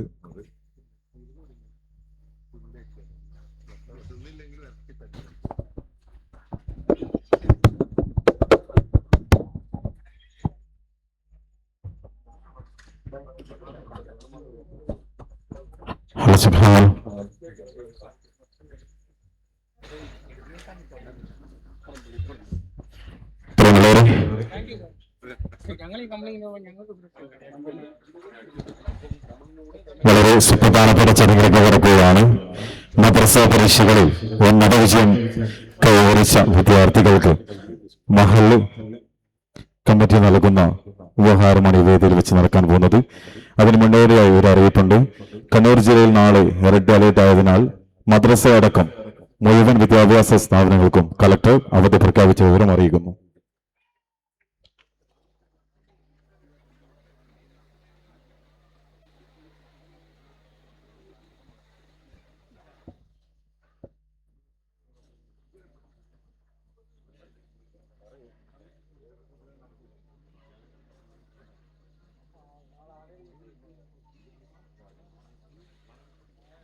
ആദ്യമായി മദ്രസ ടോപ്പ് പ്ലസ് നേടിയ ഹംദാൻ കെ, മനാറുൽ ഇസ്ലാം മദ്രസയിലെ വിദ്യാർത്ഥിയാണ്. ഹംദാൻ കെ നൽകാൻ വേണ്ടി മഹൽ പ്രസിഡന്റ് മുസ്തഫ നെല്ലിക വർഗളെ ക്ഷണിക്കുകയാണ്. Hamdan K. Faizan M K, Al Madrasathul Aliya Aniyar മദ്രസയിലെ വിദ്യാർത്ഥിയാണ്. ഫൈസാൻ എം കെ മദ്രസയിൽ ടോപ്പ് പ്ലസ് നേടിയ വിദ്യാർത്ഥികളാണ്. മുഹമ്മദ് ഹംദാൻ, MMLP മദ്രസ Muhammad Hamdan.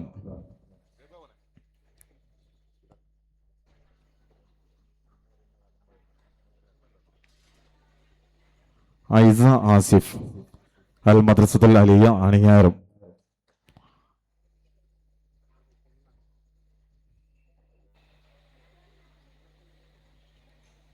Ayisha Nimra Najathul Islam UP school. ഇവരൊക്കെ മദ്രസയിൽ ടോപ്പ് പ്ലസ് നേടിയ വിദ്യാർത്ഥികളാണ്.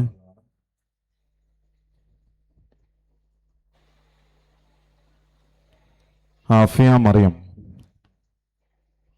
മനാറുൽ ഹദ മദ്രസയിലെ വിദ്യാർത്ഥിയാണ്. ആഫിയ മറിയം.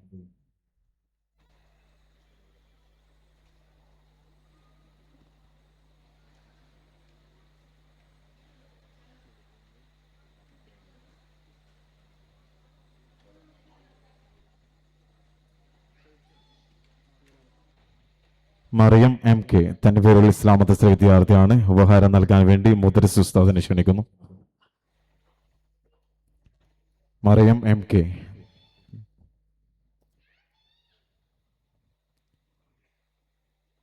ഷഹ്മ മെഹറിൻ PP അൽ മദ്രസത്തുൽ അലിയ അണിയാരം മദ്രസയിലെ വിദ്യാർത്ഥിയാണ്. ഷഹ്മ മെഹറിൻ PP.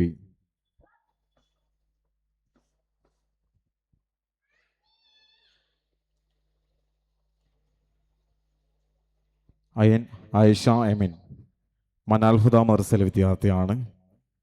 ഇവരൊക്കെ മദ്രസയിൽ ടോപ്പ് പ്ലസ് നേടിയ വിദ്യാർത്ഥികളാണ്.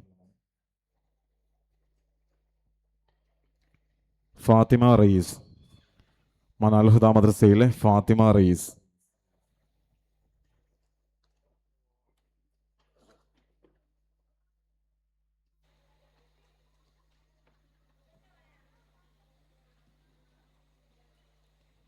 സഫ ഷെറീൻ തൻവീറുൽ ഇസ്ലാം മദ്രസ പാറാട്ട വിദ്യാർത്ഥിയാണ്. സഫ ഷെറീൻ.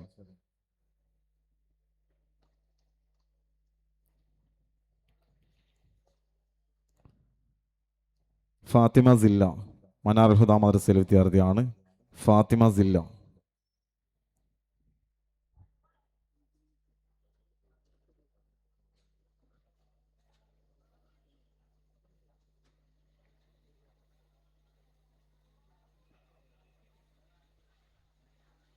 അടുത്ത ഉപഹാരം നൽകാൻ വേണ്ടി മഹൽ വൈസ് പ്രസിഡന്റ് കാസിം ഹനാവറുകളെ ക്ഷണിക്കുകയാണ്. ഹിദ ഫാത്തിമ TK അൽ മദ്രസത്തുൽ അലിയ അണിയാരം. ഹിദ ഫാത്തിമ TK.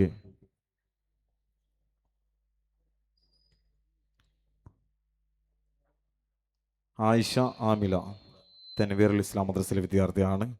ആയിഷ ആമില.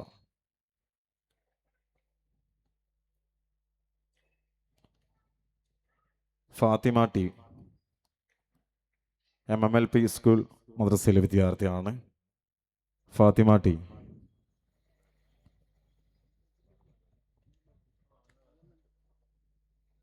ഫാത്തിമ അൽന അഷ്റഫ് മദിയമ്പറത്ത് MLP സ്കൂളിലെ വിദ്യാർത്ഥിയാണ്. ഫാത്തിമ അൽന അഷ്റഫ്.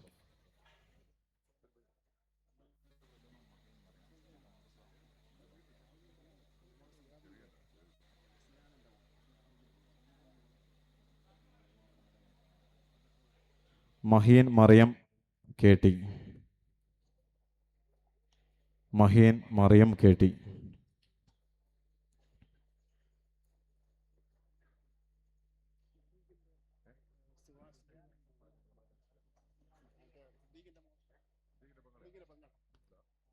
ഐമൻ അബ്ദുള്ള. ഈ വിദ്യാർത്ഥികളൊക്കെ നാടിന് അഭിമാനമാണ്. കാരണം സ്കൂളിനോടൊപ്പം മദ്രസയിൽ ടോപ്പ് പ്ലസ് നേടിയ വിദ്യാർത്ഥികളാണ്. ഐമൻ അബ്ദുള്ള. ഫാത്തിമ ഐസ. ഫാത്തിമ ഐസ.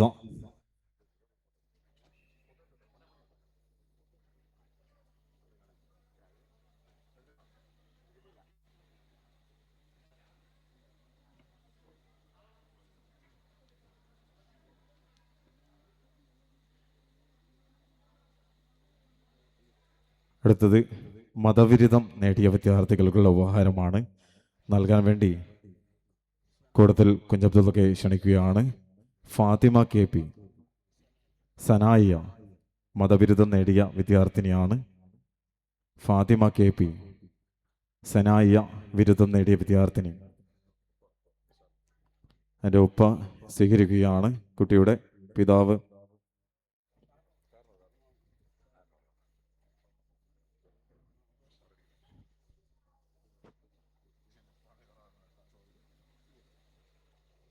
നജാ ലൈല, വഫിയ, ബിരുദം നേടിയ നജാ ലൈല.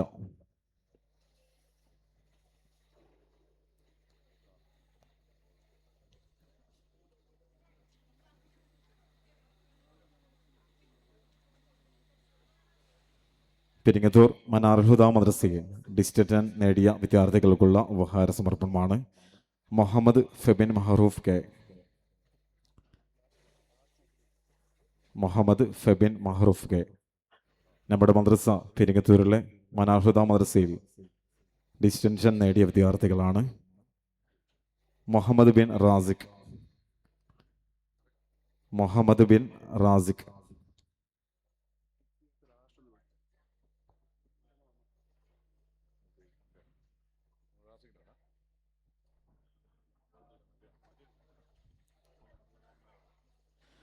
മുഹമ്മദ് സിയാൻ റഫീഖ്. മുഹമ്മദ് സിയാൻ റഫീഖ്. സ്കൂളിനോടൊപ്പം മതവിദ്യാഭ്യാസം കൊണ്ടുപോകുന്ന വിദ്യാർത്ഥികളാണ്. ഡിസ്റ്റൻഷൻ നേടിയ വിദ്യാർത്ഥികളാണ്. M V Aman Abdulla.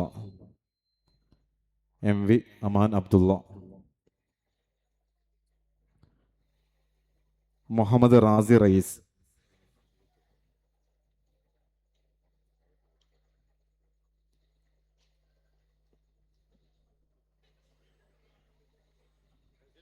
മുഹമ്മദ് റാസി റയീസ്. അടുത്ത ഉപഹാരം നൽകാൻ വേണ്ടി ഫൈസൽ കൊണ്ട് തന്നെ ക്ഷണിക്കുന്നു. ഇസാൻ ഖദീജ. ഇസാൻ ഖദീജ മനാർഹുദ മദ്രസയിലെ വിദ്യാർത്ഥിനിയാണ്.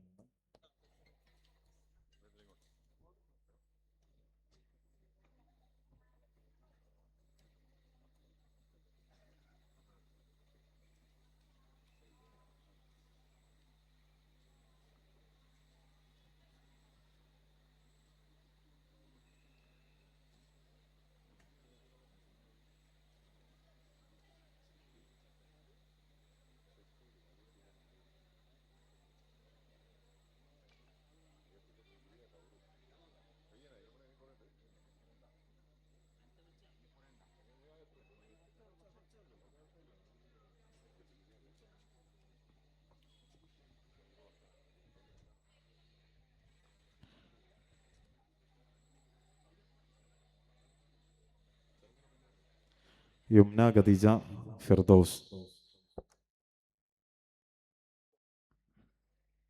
ആയിഷ സുഫാദ്.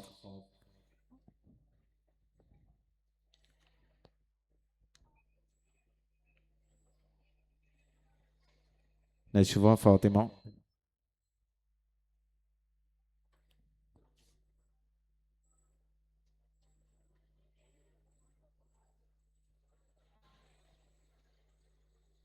മൽഹ ഫലക്.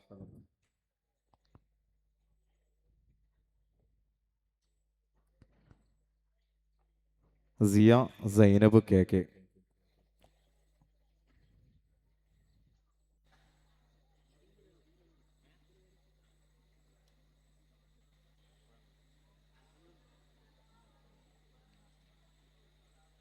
അമീന സമീർ. ആയിഷ കെ.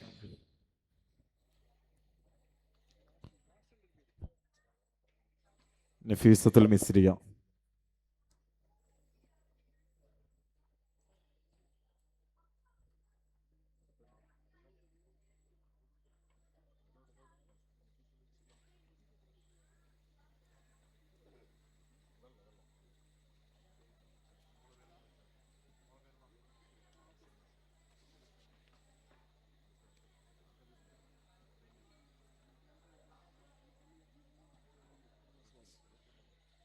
മഹലിലെ വിവിധ മദ്രസകളിൽ നിന്ന് 10ാം ക്ലാസ് സ്കൂളിനോടൊപ്പം 10ാം ക്ലാസ് മദ്രസയിൽ പഠിച്ച് പാസ്സായ നാടിന് അഭിമാനമായ വിദ്യാർത്ഥികൾക്കുള്ള ഉപഹാരമാണ് നൽകാൻ വേണ്ടി ജനറൽ സെക്രട്ടറി സിദ്ദീഖ് അവറുകൾ ക്ഷണിക്കുകയാണ്.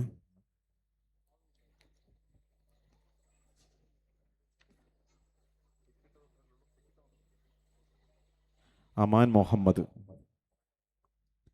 അൽ മദ്രസത്തുൽ അലിയ ഒലിപ്പിലെ വിദ്യാർത്ഥിയാണ്. അമാൻ മുഹമ്മദ്.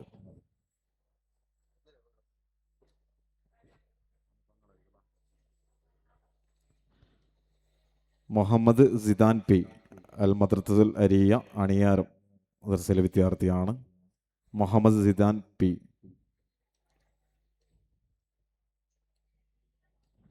അസ്ലഹ് അനീഫ്.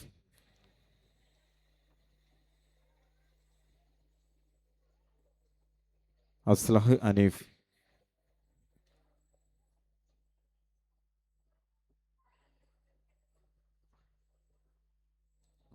ഹഫ്ര ഫാത്തിമ മനാറുൽ ഹുദ മദ്രസയിലെ വിദ്യാർത്ഥിനിയാണ്. ഹഫ്ര ഫാത്തിമ.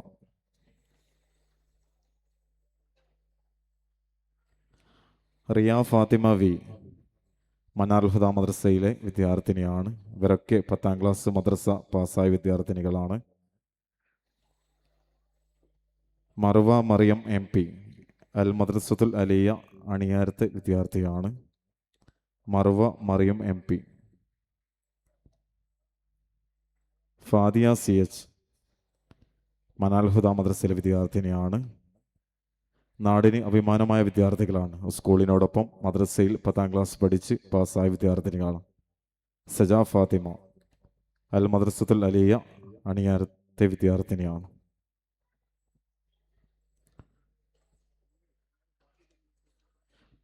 സദസ്സിൽ വന്ന് ആർക്കെങ്കിലും രജിസ്ട്രേഷൻ പൂർത്തിയായിട്ട് കിട്ടാത്തതുണ്ടെങ്കിൽ വേദിയിലേക്ക് വരണമെന്ന് അറിയിക്കുകയാണ്. പ്രിയമുള്ളവരെ, ഉറൂസ് മുബാറക്കിന്റെ 3ാം ദിവസം നാളെ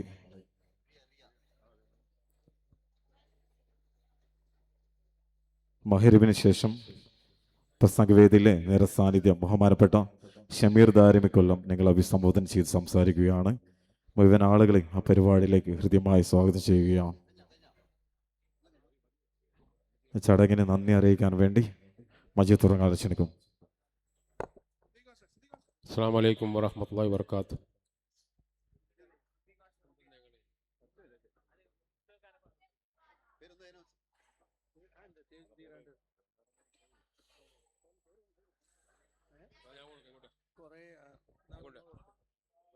മഹീൻ മറിയം കെ ടി സിദ്ദീഖ് മാഷെ മകളാണ്. സിദ്ദീഖ് മാഷെ മരുമകളാണ്. മഹീൻ മറിയം ടി.